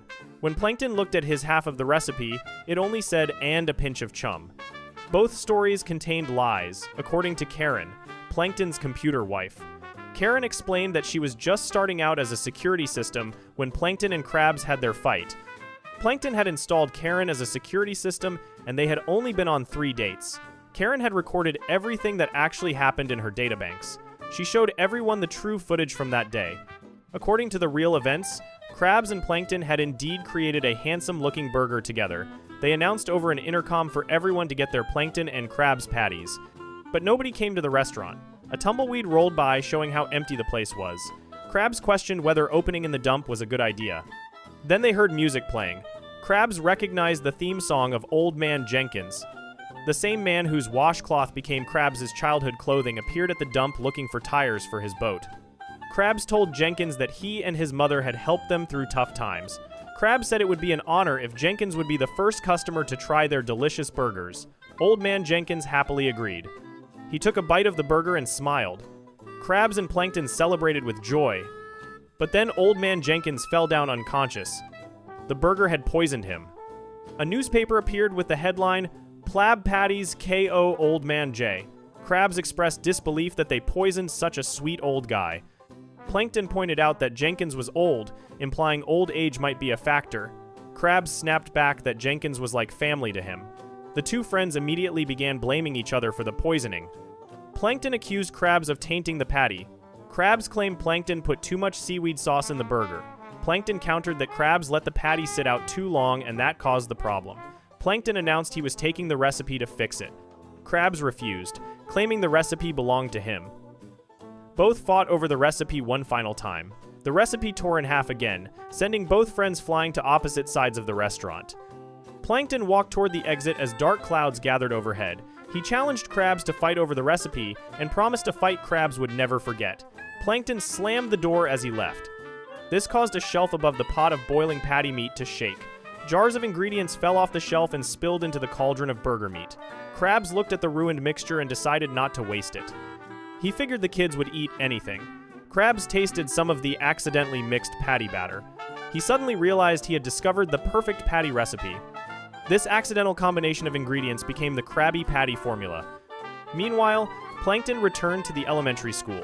This time, he was working alone without his former best friend. Plankton set up a bucket with meat labeled Chum Bucket. At the same time, Krabs wheeled in a cart labeled Krabby Patties and knocked Plankton over in the process. Krabs claimed this was his territory. Plankton called him Ragboy and told Krabs to get out of his face. Both growled at each other aggressively. The school kids noticed and announced there was a nerd fight happening. Billy bet $5 on Ragboy. Plankton suggested they let the customers decide whose burger was better. He called Big Johnny over to try a Chum burger. Billy commented that Big Johnny would eat anything. Johnny took a bite of Plankton's creation. Plankton had pieced together his own recipe using memory and science after losing half the original formula.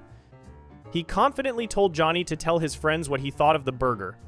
Big Johnny immediately spit the chewed burger out onto both his friends. The kids were disgusted. Billy announced he would try one of Ragboy's burgers instead. Krabs proudly announced that Billy would be the first person to taste a Krabby Patty. Billy took a bite and his face lit up with joy. He shouted that the burger had actual flavor. Another kid yelled that it was edible. Ron and Ronnie said they could actually hold it down in their stomachs. A girl named Abigail Marge declared it was the most flavor-tastic sensation her still-developing taste buds had ever experienced. All the kids cheered for Ragboy. Plankton was furious with this outcome. He shouted at Krabs that he would steal that cursed recipe one day. Plankton promised he would not stop trying until he succeeded. This moment marked the beginning of their eternal rivalry. Back in the present day, Krabs celebrated that his recipe was, is, and always will be the best. Plankton angrily responded that Krabs would not have that recipe if it were not for Plankton's contribution. The two began yelling at each other again. Karen interrupted and told both men to stop yelling. She expressed disbelief that they let a recipe ruin such a wonderful friendship. Both Krabs and Plankton began to cry. Krabs admitted that Plankton was his only true friend who did not have a president printed on him like Money does, but Money does not hug back. Plankton confessed that his life had been nothing but disappointments since they became enemies. All these years, Plankton had been trying to steal the formula, but he was really just trying to steal back their friendship. Plankton said getting back to the way things used to be was all he ever wanted. He wanted them to be friends against the world again. Plankton asked for a hug. Krabs agreed and called Plankton his old chum. The two hugged and cried together. SpongeBob commented on how heartwarming the scene was. Karen said she would be touched if she had a heart. Plankton apologized to Krabs. Krabs also apologized. But then Plankton grabbed the secret formula from Krabs' back pocket. He yelled for Karen to help him. Karen grabbed the formula and Plankton jumped on top of it. He told Krabs to back off and laughed as Karen wheeled away with the stolen formula. SpongeBob gasped and declared it was sabotage. Everyone chased Plankton and Karen outside. The touching reunion had been nothing but a trick. Plankton's desire for the secret formula remained stronger than his desire for friendship. The story revealed that two best friends who were born on the same day and shared everything together eventually let one recipe destroy their entire relationship forever. Before we move on, make sure to subscribe if you're enjoying this breakdown. Next up, Gary is canonically smarter than most characters. Gary the snail demonstrates extraordinary intelligence in the SpongeBob SquarePants episode Sleepy Time, which aired on the 17th of January 2000. This episode reveals capabilities that Gary possesses but never displays during his normal waking life. The episode provides viewers with a glimpse into Gary's true mental capacity through the mechanism of dream exploration. What happens in Gary's dream suggests that this pet snail understands far more than anyone realizes. The episode begins with SpongeBob preparing for bed. He takes off his shoes and socks and throws them on the floor. Gary plays with the socks by sticking his eyes into the shoes and pulling them out with the socks covering his eyes. SpongeBob removes the socks from Gary's eyes and tells him that curiosity salted the snail. He warns Gary to mind his wandering eye and wishes him sweet dreams. Both SpongeBob and Gary fall asleep. SpongeBob begins dreaming immediately. His dream involves finally getting his driver's license and driving a boat mobile. However, misses.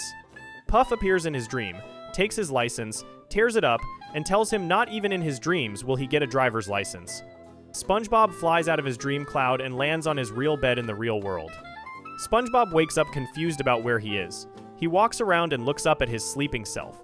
He questions whether the sleeping version is him or if the walking version is him. He wonders if he is still dreaming. Gary is snoring and making meowing sounds in his sleep. SpongeBob notices Gary's dream cloud floating above the sleeping snail. SpongeBob decides that this must be Gary's dream. He announces he wants to get a closer look at what Gary is dreaming about. SpongeBob jumps into Gary's dream cloud. This decision changes everything SpongeBob thought he knew about his pet. SpongeBob falls down into a massive library inside Gary's dream. He expresses amazement at seeing all the books surrounding him. He walks past a pile of books while calling out Gary's name. SpongeBob then spots Gary in the library. However, this version of Gary looks completely different from the normal Gary. Dream Gary stands much taller than his usual small snail size. Dream Gary wears a flowing cape that gives him a sophisticated and scholarly appearance. Dream Gary holds a book in his hands and reads from it. SpongeBob approaches this transformed version of his pet. SpongeBob attempts to speak to Dream Gary politely. He says excuse me and asks if this person has seen someone. Before SpongeBob can finish his question, Dream Gary turns around. Both characters gasp when they recognize each other. Dream Gary says SpongeBob's name with obvious displeasure. SpongeBob responds by saying Gary's name with complete shock.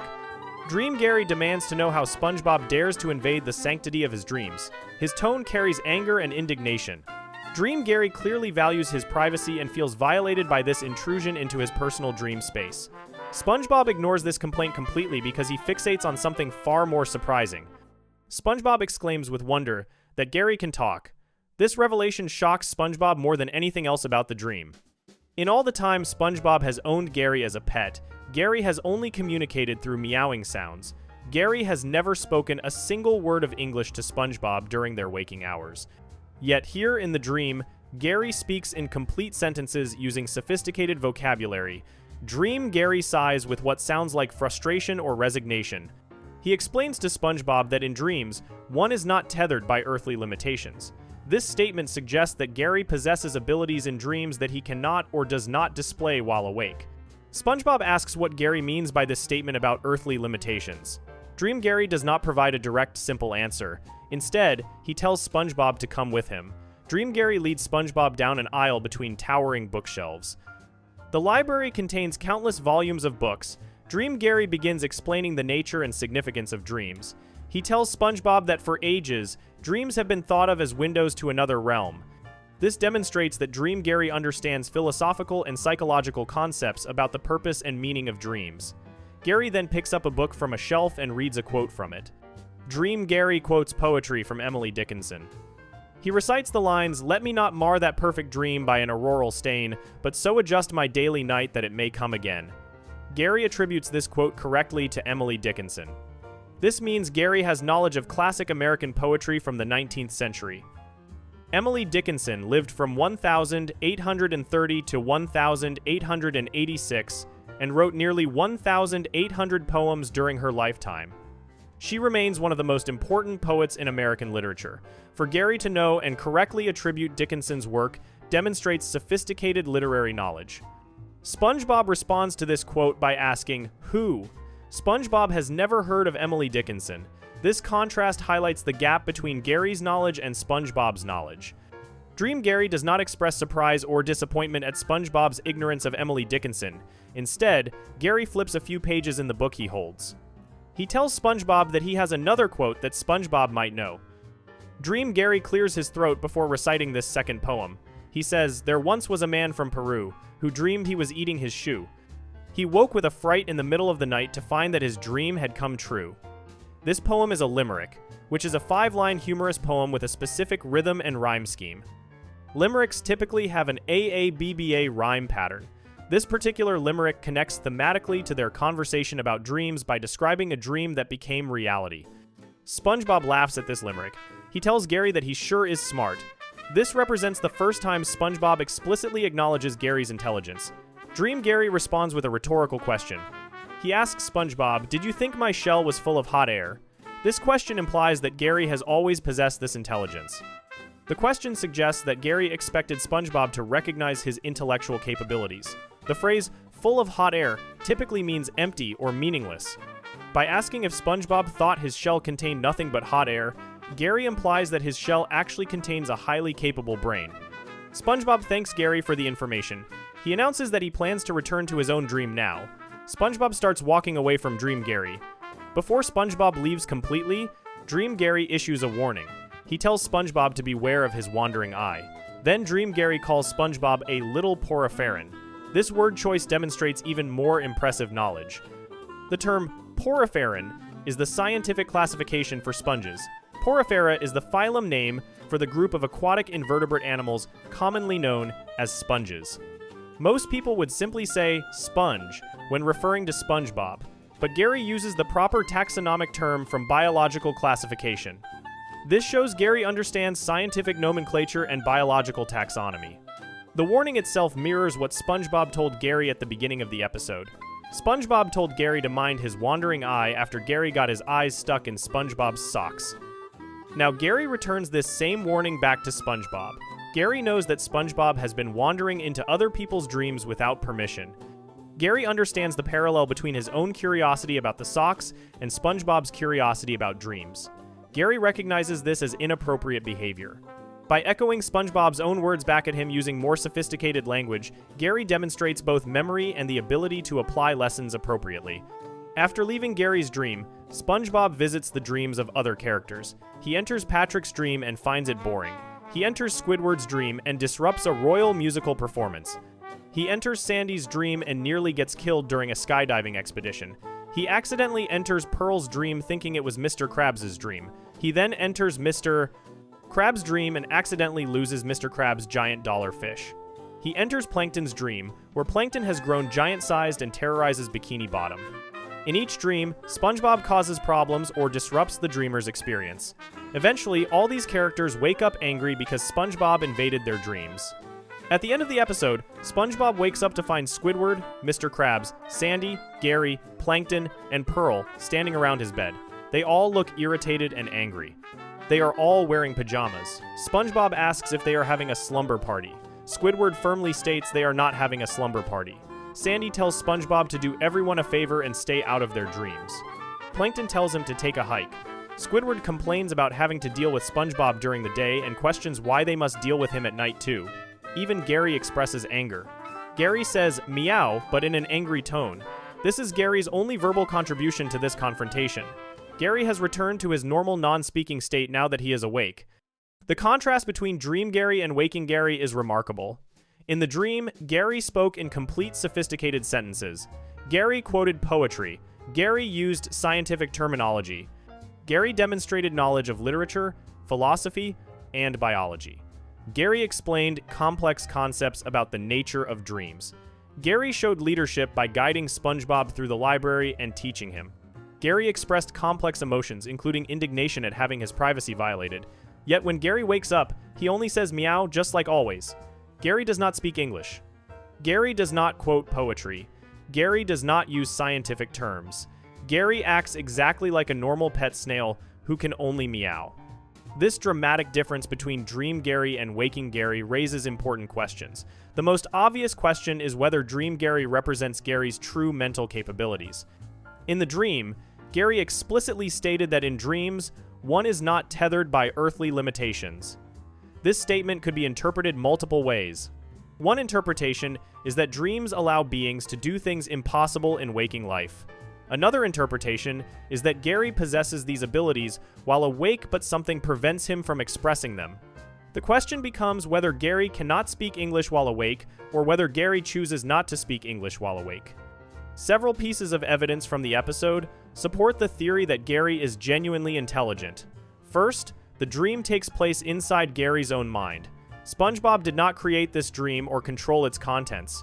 This is Gary's personal dream that reflects Gary's thoughts, knowledge, and interests. The library full of books represents Gary's mental landscape. The fact that Gary's dream features a library suggests Gary values knowledge and learning. The cape Gary wears in the dream suggests Gary sees himself as scholarly or dignified. Gary chose to dream about reading and discussing poetry. These choices reflect Gary's actual interests and values. Second, Gary demonstrated specific knowledge that seems too detailed to be random. Gary did not just quote random words. Gary quoted a specific Emily Dickinson poem and correctly attributed it to her. Gary recited a thematically appropriate limerick about dreams. Gary used the scientifically accurate term poriferan to describe SpongeBob. This level of specific, accurate knowledge suggests Gary actually learned these facts somehow.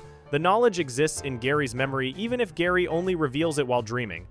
Third, Gary's personality in the dream seems consistent with some of his waking behaviors. Gary displayed anger at SpongeBob for invading his dream privacy. Gary regularly shows displeasure with SpongeBob in waking life, though he expresses it through meows and facial expressions rather than words. Gary often acts annoyed when SpongeBob does something foolish. The intellectual superiority Gary displays in the dream matches the long-suffering attitude Gary sometimes shows towards SpongeBob while awake. Gary also demonstrated care and protectiveness by warning SpongeBob about his wandering eye. This protective instinct matches how Gary often tries to keep SpongeBob out of trouble in waking life. Fourth, the dream suggests Gary has been observing and learning from his environment the entire time. For Gary to know English poetry, Gary must have encountered it somehow. For Gary to understand scientific classification, Gary must have studied or been exposed to biology. The most likely explanation is that Gary has been listening and paying attention to everything happening around him. SpongeBob probably watches television, reads books, or discusses various topics in Gary's presence. Gary has been absorbing all this information without anyone realizing it. Gary understands everything being said around him, even though Gary only responds with meows. The episode does not explicitly state whether Gary is intelligent in waking life. The episode shows that Gary can speak and demonstrates impressive knowledge in dreams. Whether this knowledge exists only in dreams or whether Gary possesses it while awake remains ambiguous. However, the episode strongly implies that Gary is far smarter than anyone gives him credit for. Gary's dream reflects his actual mental capacity. Gary simply cannot or will not speak English while awake for reasons not explained in this episode. This revelation about Gary's intelligence adds new depth to every interaction between SpongeBob and Gary throughout the entire series. In every episode where SpongeBob talks to Gary and Gary only meows in response, viewers must now wonder if Gary fully understands everything being said. When SpongeBob asks Gary questions and Gary meows, Gary might actually be formulating complex thoughts but unable to express them. When SpongeBob treats Gary like a simple pet, Gary might be thinking sophisticated thoughts while being forced to communicate through meows. The episode Sleepy Time transforms Gary from a simple pet character into a complex character with a rich inner life. The episode aired in Season 1 of SpongeBob SquarePants. This early placement means Gary's intelligence was established as part of the show's core mythology from the very beginning. The writers wanted audiences to know that Gary possessed hidden depths. They chose to reveal this information through the creative mechanism of dream exploration. By showing Gary's capabilities in a dream sequence, the writers left themselves flexibility. They could reference Gary's intelligence in future episodes, or they could treat it as a one-time dream anomaly. The ambiguity serves the show's needs while rewarding attentive viewers who remember this episode. Gary's intelligence in Sleepy Time remains one of the most intriguing character revelations in SpongeBob SquarePants history. The episode shows definitively that Gary can speak fluent English, quote classic poetry, use scientific terminology, and explain philosophical concepts about the nature of dreams. Whether Gary possesses this intelligence only in dreams or chooses to hide it while awake stays unclear. But the evidence strongly suggests Gary understands everything happening around him and is far smarter than his simple meow responses indicate. SpongeBob lives with a genius snail and has no idea. Before we move on, make sure to subscribe if you're enjoying this breakdown. Next up, the voice acting process behind SpongeBob SquarePants. SpongeBob SquarePants uses a unique voice acting process that differs significantly from most animated television shows. The recording method established in 1999 has remained largely unchanged for over 2 decades. Understanding how the voices get recorded reveals why SpongeBob sounds different from other cartoons. The process involves specific techniques, unusual directing methods, and collaborative recording sessions that create the show's distinctive vocal performances. The voice recording process for SpongeBob SquarePants begins with storyboards rather than traditional scripts. Creator Steven Hillenberg made a deliberate choice to structure the show around visual storytelling instead of written dialogue. This approach harkens back to the golden age of animation, when shows were driven by drawings and visual gags rather than words on a page. The storyboard artists create thick books filled with drawings showing every shot and action in an episode. These storyboards include rough dialogue and visual jokes. The story, direction, and even the specific words characters say all revolve around what works visually. Voice actors receive these storyboard books before recording sessions. Actor Roger Bumpass, who voices Squidward Tentacles, described this as unusual compared to other cartoons he worked on. He explained that actors were given these big, thick tomes of material with all the different shots and drawings. This gave the performers insight into what the gag was and what level of energy each particular gag required. Walking into the recording session with this visual information made the entire process smoother. The actors could see exactly what their characters were doing on screen even before the animation was completed. They understood the context and physical comedy accompanying their lines.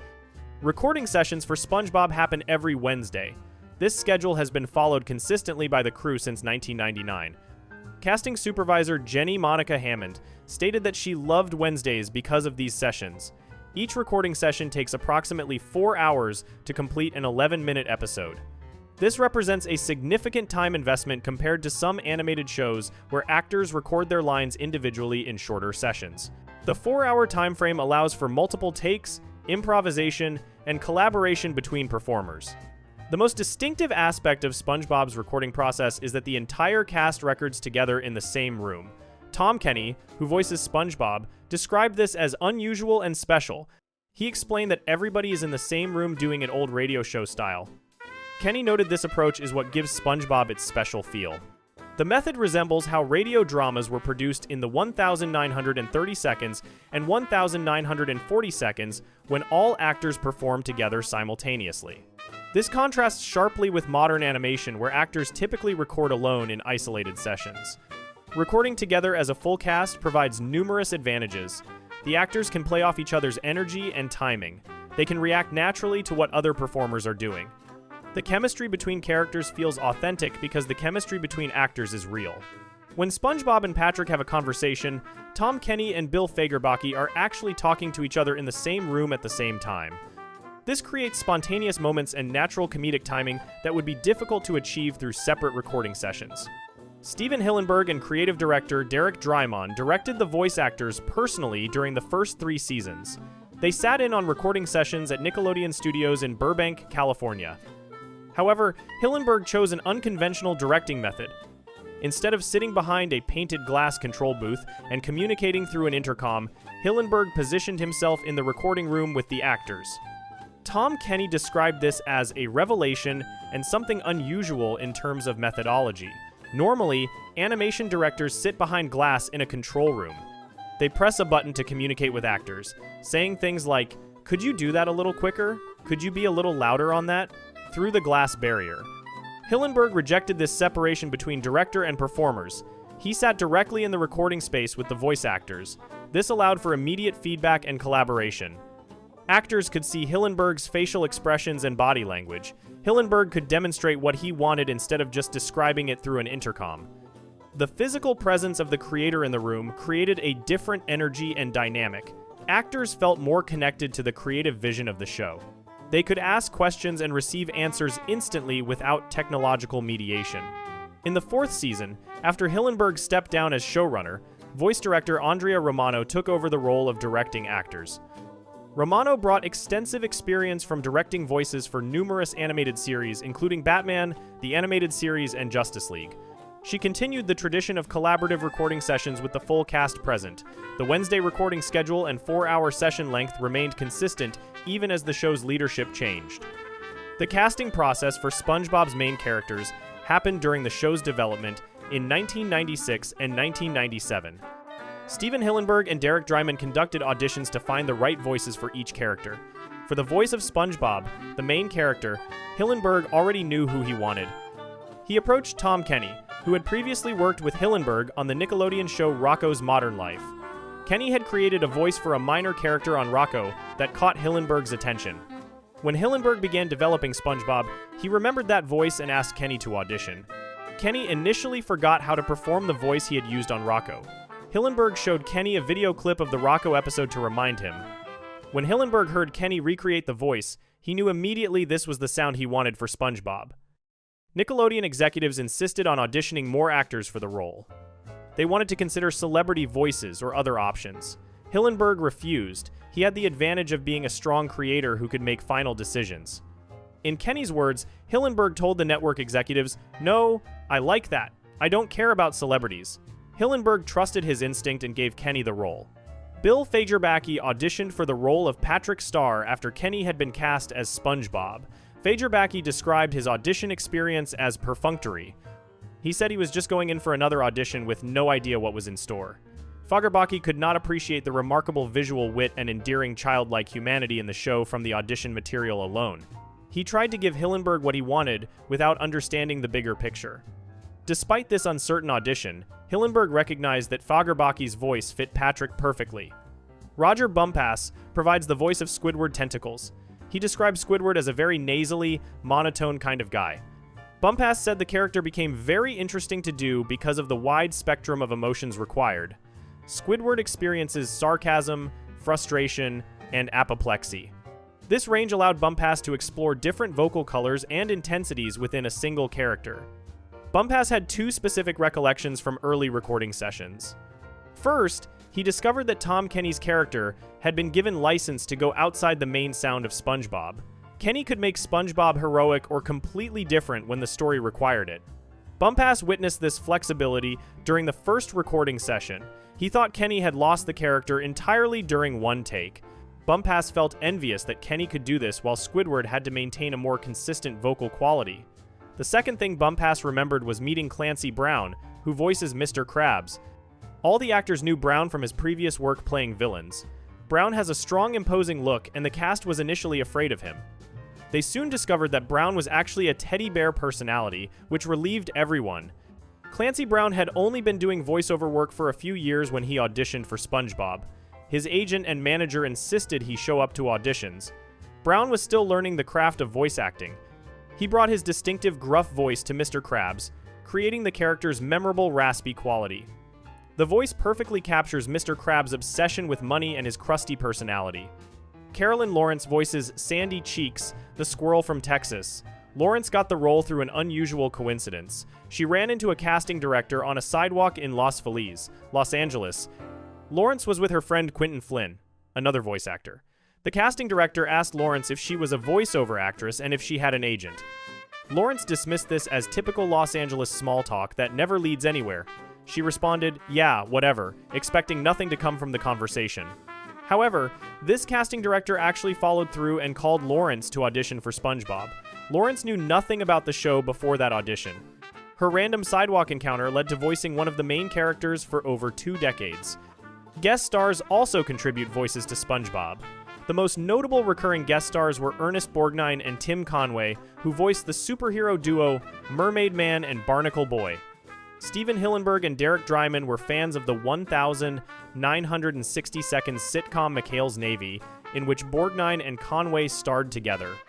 When creating the Mermaid Man and Barnacle Boy characters, Hillenberg and Drymon already knew they wanted Borgnine and Conway to provide the voices. The two actors were at the top of the list before auditions even began. According to casting supervisor Jenny Monica Hammond, Hillenberg and Drymon had decided on Borgnine and Conway from the start. Hillenberg described the guest appearances of Borgnine and Conway as so fantastic. He said that from the very beginning, the first real guest stars were Borgnine and Conway. Hillenberg noted that when you have a guest artist, you never know how it will turn out. But Hillenberg declared that Borgnine was the most animated guy on the planet. This enthusiasm from the creator indicates how well Borgnine's performance exceeded expectations. Mermaid Man's signature catchphrase became one of the character's most memorable traits. Mermaid Man dramatically yells "evil" whenever he hears the word. This vocal quirk originated during Ernest Borgnine's recording session. When Borgnine was supposed to say the word "evil" during dialogue recording, his voice cracked unexpectedly. The cracked voice sounded funny and distinctive. The engineer and voice director started laughing at this accidental vocal break. In an interview with the Archive of American Television, Borgnine recalled the moment. He said, "By golly, we started something and we kept it in."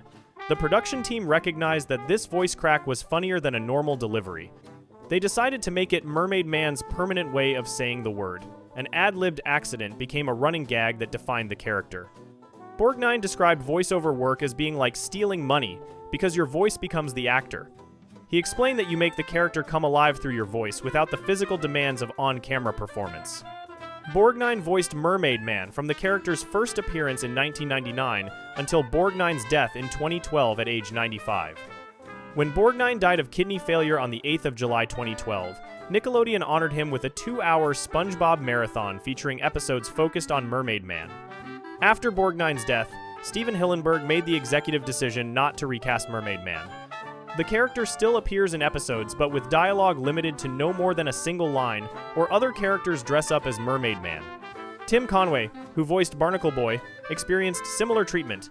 In 2018, SpongeBob showrunner Vincent Waller confirmed that Conway would not reprise his role as Barnacle Boy due to health issues. Waller noted there were difficulties recording Conway's lines for the SpongeBob movie, Sponge Out of Water. Conway died on the 14th of May 2019 at age 85.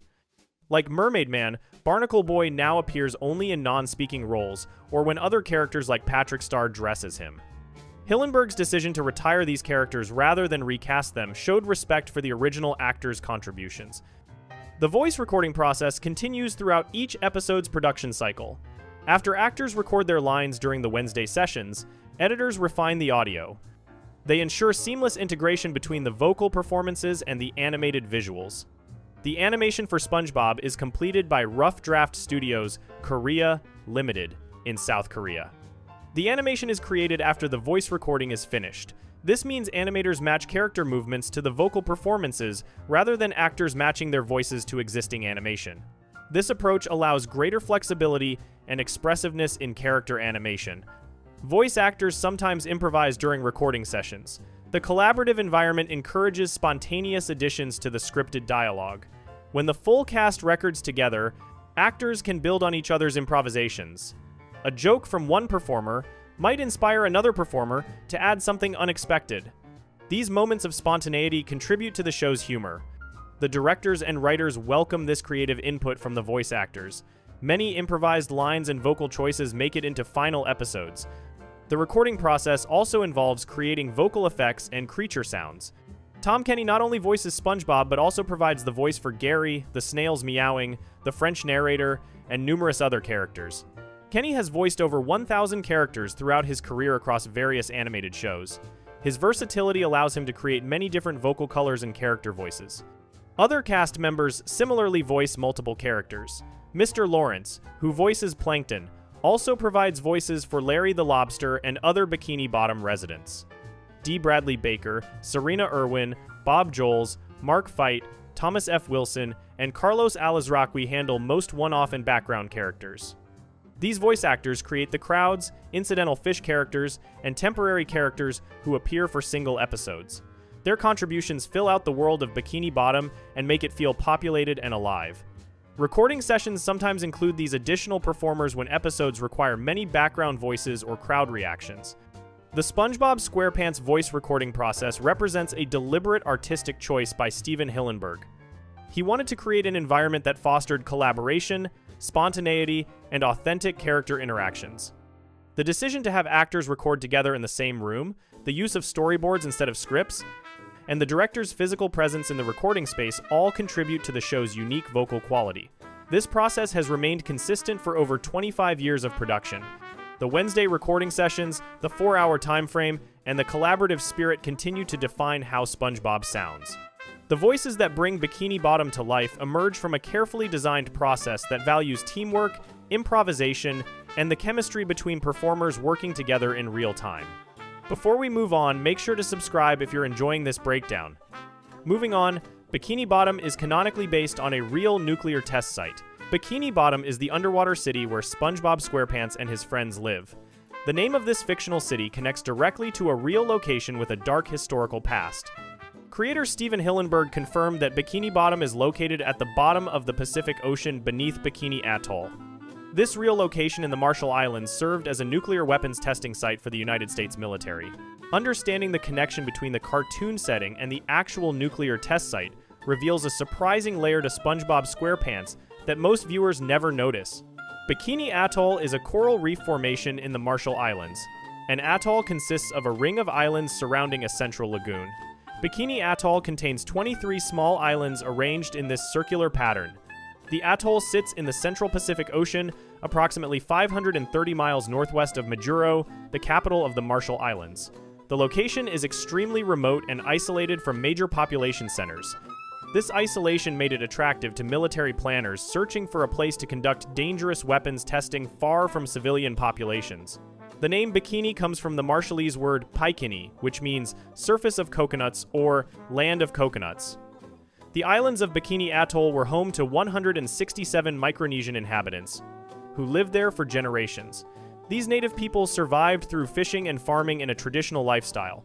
The beautiful tropical environment provided everything they needed. However, this peaceful existence ended abruptly after World War II, when the United States gained control of the Marshall Islands. In 1946, the United States military approached the residents of Bikini Atoll with a request. Military officials asked the inhabitants to temporarily evacuate their homes so nuclear weapons could be tested on the atoll. The residents were told this testing was of great importance to all humankind. King Judah, the leader of the Bikinians, agreed to the request. He announced, "We will go believing that everything is in the hands of God." 9 of the 11 family heads chose Rongerik Atoll as their new temporary home. Navy Seabees helped the residents disassemble their church and community house to prepare for relocation. The 167 people left their ancestral homeland expecting to return soon after the testing concluded. The first series of nuclear tests at Bikini Atoll began in July 1946. The operation was codenamed Operation Crossroads. 2 bombs were detonated during this initial testing phase. The first bomb, named Able, was dropped from an aircraft and exploded 520 feet above a fleet of target ships positioned in the lagoon. The second bomb, named Baker, was suspended underneath a barge and detonated underwater. The Baker test created massive contamination problems. When the underwater nuclear explosion occurred, it created an enormous column of radioactive water that rose into the sky. This contaminated water fell back down onto the target ships. The radioactive material spread throughout the lagoon. Chemist Glenn T. Seaborg, who served as the longest-serving chairman of the Atomic Energy Commission, described the Baker test as the world's first nuclear disaster. The underwater detonation raised the surface temperature of the ocean water by 99,000 degrees Fahrenheit. The explosion created blast waves, traveling at speeds up to 26 feet per second. Shock waves and surface waves reached heights of 98 feet. The blast columns reached all the way down to the floor of the lagoon, which sits approximately 230 feet deep. Many of the ships used as targets became too contaminated with radiation to be used again. These vessels had to be sunk because they could not be adequately decontaminated. A third test called Charlie was planned for 1,947 but got canceled. The Navy could not figure out how to decontaminate the target ships after the Baker test. The lingering radiation made it too dangerous to proceed with additional testing at that time. The Charlie test was eventually rescheduled as Operation Wigwam, conducted in 1955 off the California coast instead of at Bikini Atoll. Nuclear testing resumed at Bikini Atoll in 1954 with Operation Castle. The first test in this series was called Castle Bravo. This test involved a new design utilizing a dry-fuel thermonuclear bomb. The device was detonated at dawn on the 1st of March 1954. Scientists had calculated the explosion would yield between 4 and 8 megatons of TNT equivalent. The actual explosion yielded 15 megatons. The bomb was far more powerful than expected. Castle Bravo was approximately 1,000 times more powerful than the atomic bomb dropped on Hiroshima, Japan during World War II.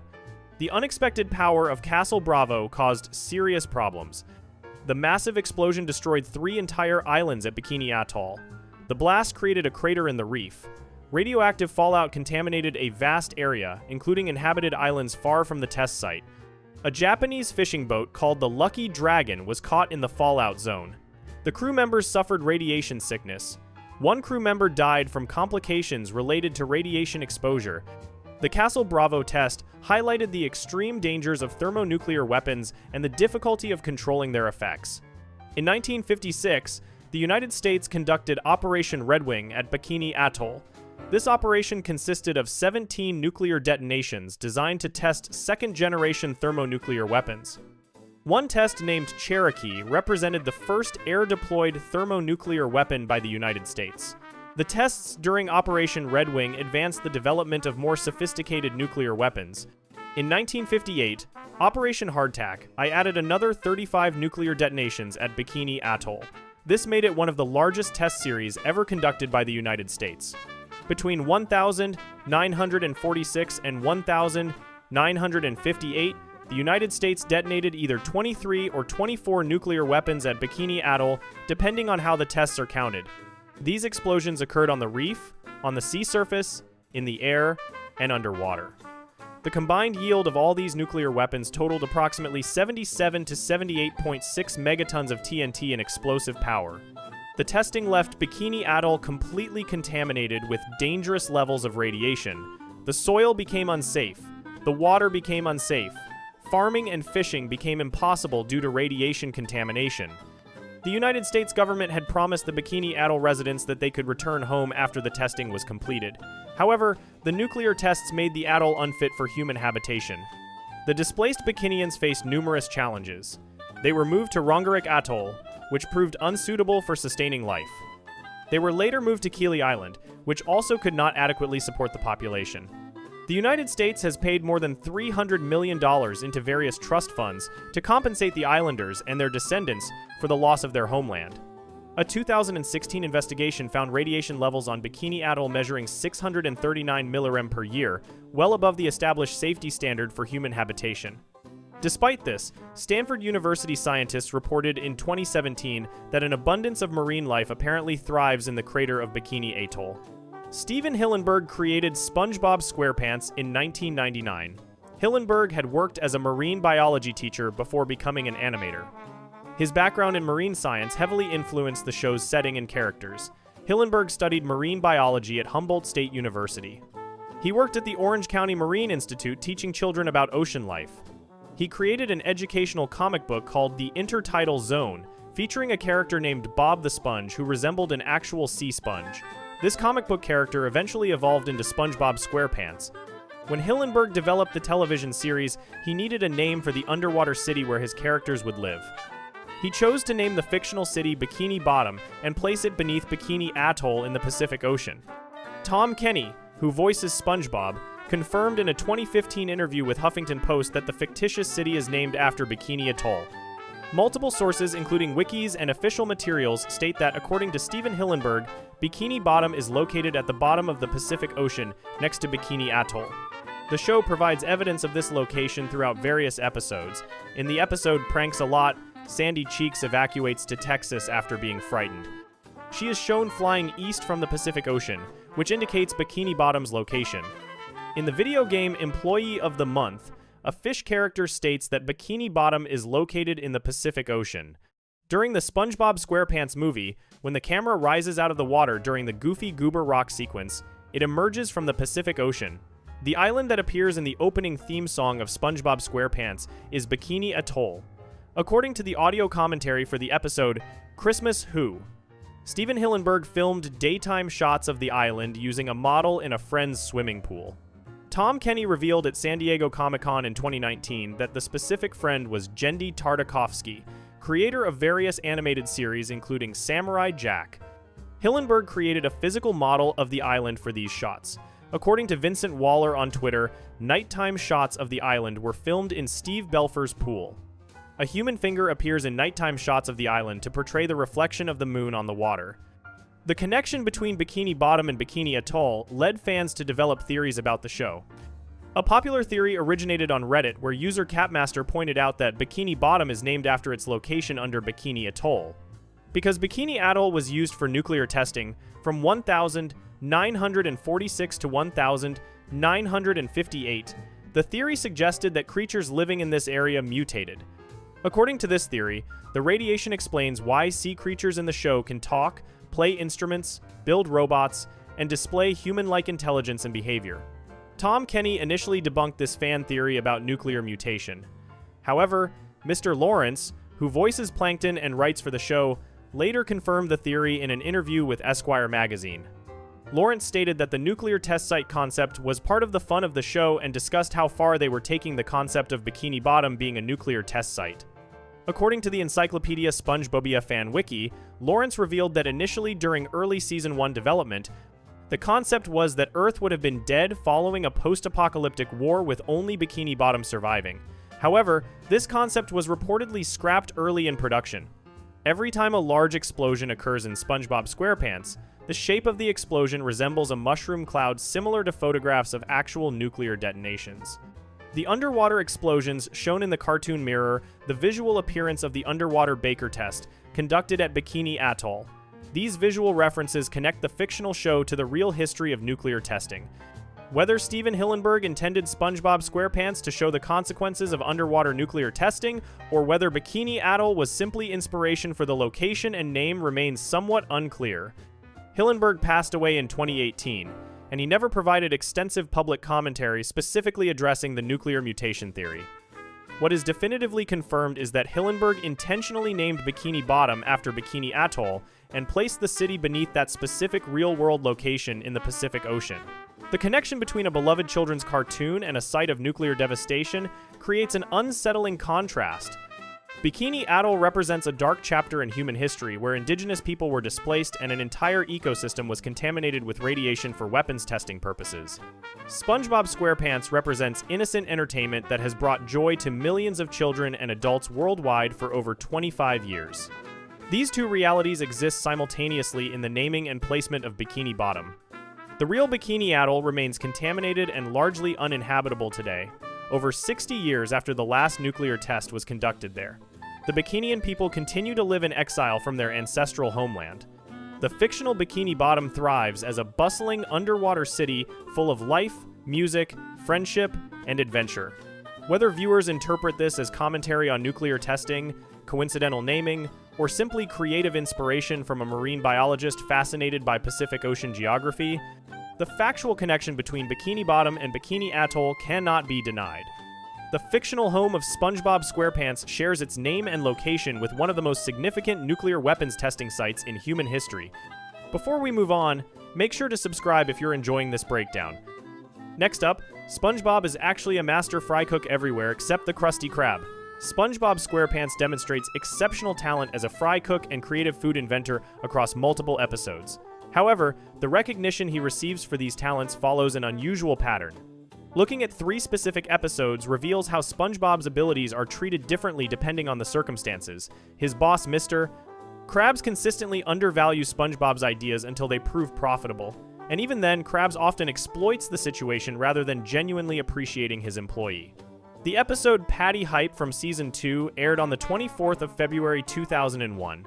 This episode demonstrates the clearest example of SpongeBob achieving success outside the Krusty Krab after being rejected at his workplace. The episode begins with the Krusty Krab experiencing a severe customer drought. The restaurant has gone 36 days without a single customer. Dust and cobwebs cover everything inside. SpongeBob, Squidward, and Mr. Krabs are all covered in dust. A spider makes webs in Mr. Krabs' mouth when he sneezes. Finally, a customer named Dave crawls to the restaurant appearing starved. He has gone 3 days without food. Mr. Krabs eagerly prepares to serve him, but first asks if Dave has money. When Dave confirms he does, Mr. Krabs orders SpongeBob to bring food. SpongeBob offers Dave a Krabby Patty. Dave questions where the pizzazz is. He looks around at the old worn-out dusty restaurant. He asks what the theme is and calls it boring. Dave crawls away still hungry. Mr. Krabs insists nobody goes to restaurants for atmosphere, only for food. However, he watches 2 fish on the street choose to eat at the Shell Shack because it has a talking dog. Mr. Krabs realizes he needs a gimmick to bring customers back.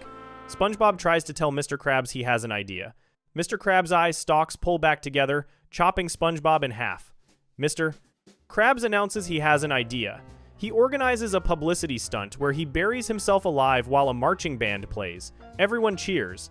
But then someone announces the talking dog at the Shell Shack is singing.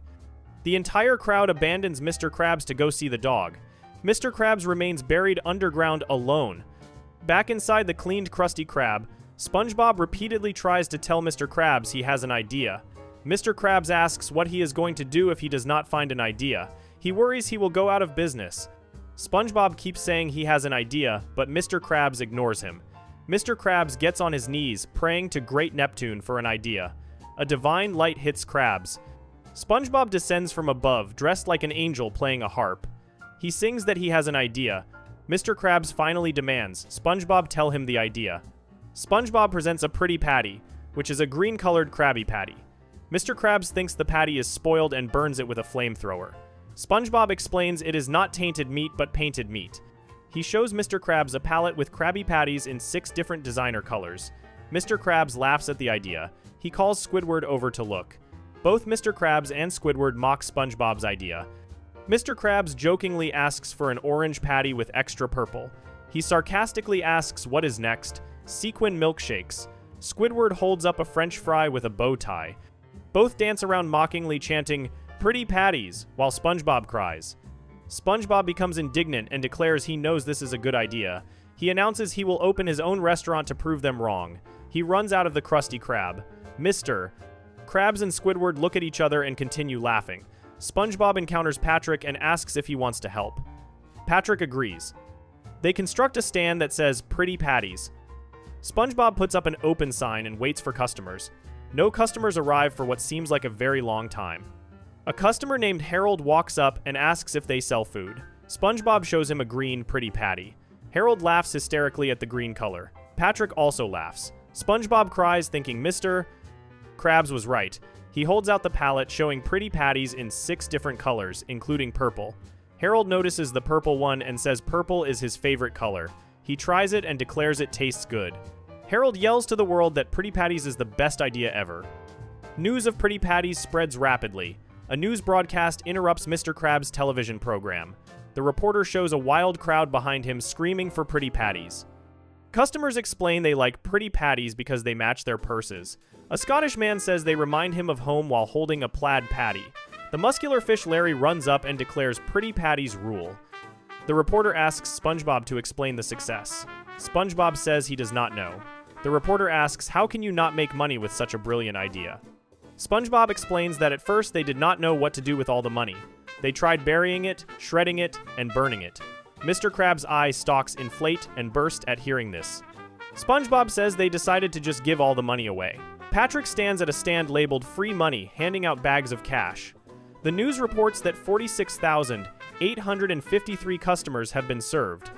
Mr. Krabs runs to see this for himself. He discovers an enormous line of people waiting for Pretty Patties. Mr. Krabs approaches SpongeBob and comments that SpongeBob is doing well for himself. Mr. Krabs says SpongeBob must have completely forgotten the Krusty Krab. SpongeBob says he has not forgotten and sometimes really misses the old days. Mr. Krabs manipulates SpongeBob by mentioning specific things he must miss, like Squidward, the grill, and the sound of rubbing 2 pickles together. Mr. Krabs offers to watch the Pretty Patties stand so SpongeBob can visit the Krusty Krab. Then Mr. Krabs proposes a trade. He will take the roadside stand and give SpongeBob the Krusty Krab, with everything in it. SpongeBob agrees to this deal while in a trance-like state. Mr. Krabs gives SpongeBob the key to the Krusty Krab. Mr. Krabs tells SpongeBob to run to the restaurant. The crowd carries SpongeBob crowd surfing to the Krusty Krab. SpongeBob celebrates being back at his beloved workplace. The next morning, Mr. Krabs prepares to sell Pretty Patties under new management. However, the crowd returns angry, demanding refunds. The Pretty Patties turn people's faces and tongues strange colors. Mr. Krabs realizes SpongeBob tricked him or got lucky. An angry mob of 46,853 customers chases Mr. Krabs. He runs to the Krusty Krab but cannot get in because he gave SpongeBob the key. SpongeBob sits inside happily rubbing 2 pickles together, completely oblivious to Mr. Krabs screaming outside. The episode Krusty Dogs from Season 7 aired on the 9th of October 2010. This episode shows SpongeBob creating another successful menu item. SpongeBob plays with leftover Krabby Patty meat, shaping it into various forms. He rolls the meat into a hot dog shape and boils it in water. SpongeBob brings the creation to Mr. Krabs' office. He tells Mr. Krabs this wiener tastes just like a Krabby Patty. He suggests adding them to the menu. Mr. Krabs says he is not impressed. Then SpongeBob mentions he made it with leftover ingredients. Mr. Krabs immediately becomes impressed because using leftovers saves money. A customer named Frank enters the Krusty Krab and sees SpongeBob showing Mr. Krabs how to make the Krusty Dog. Frank comments on the interesting shape and asks if they are for sale. Mr. Krabs asks if Frank would pay the same price as a Krabby Patty. Frank says sure. Mr. Krabs asks if he would pay double. Frank enthusiastically agrees. Other customers notice Frank eating a Krusty Dog. They become interested and request wieners. All 3 customers start chanting wieners. Mr. Krabs climbs up and writes Krusty Dogs on the menu sign. The following day, orders for Krusty Dogs flood in. Mr. Krabs tells SpongeBob to forget about making Krabby Patties and just make wieners. SpongeBob becomes concerned when Mr. Krabs brings a ladder to the menu. Mr. Krabs crosses out Krabby Patties from the menu and declares no more Krabby Patties. SpongeBob passes out in shock. Paramedics arrive to revive him. SpongeBob wakes up thinking he had a horrible dream that Mr. Krabs would never let him cook Krabby Patties again. Then he sees Mr. Krabs throwing his grill into the trash. SpongeBob passes out again. Mr. Krabs replaces the grill with a small hot dog cooker. He gives SpongeBob a hot dog holder instead of his beloved spatula. SpongeBob accidentally pinches his nose with the holder. SpongeBob becomes miserable without Krabby Patties. He approaches Squidward and asks if anything ever happened at his job that made it not as fun. Squidward says yes. SpongeBob asks what it was. Squidward responds, being hired. SpongeBob realizes he needs to get rid of the Krusty Dogs and bring back Krabby Patties. Squidward surprisingly agrees to help. SpongeBob tries various tactics to make customers dislike Krusty Dogs. He whispers to customers that eating one will cause unsightly skin conditions. He tells another customer the flavor comes from nose hairs and recycled dental floss. Squidward pretends to have abdominal pain from eating a wiener. SpongeBob dresses as an old-timey gentleman and makes a speech about returning to simpler times. None of these tactics work. The attempts only increase customer appetite for Krusty Dogs.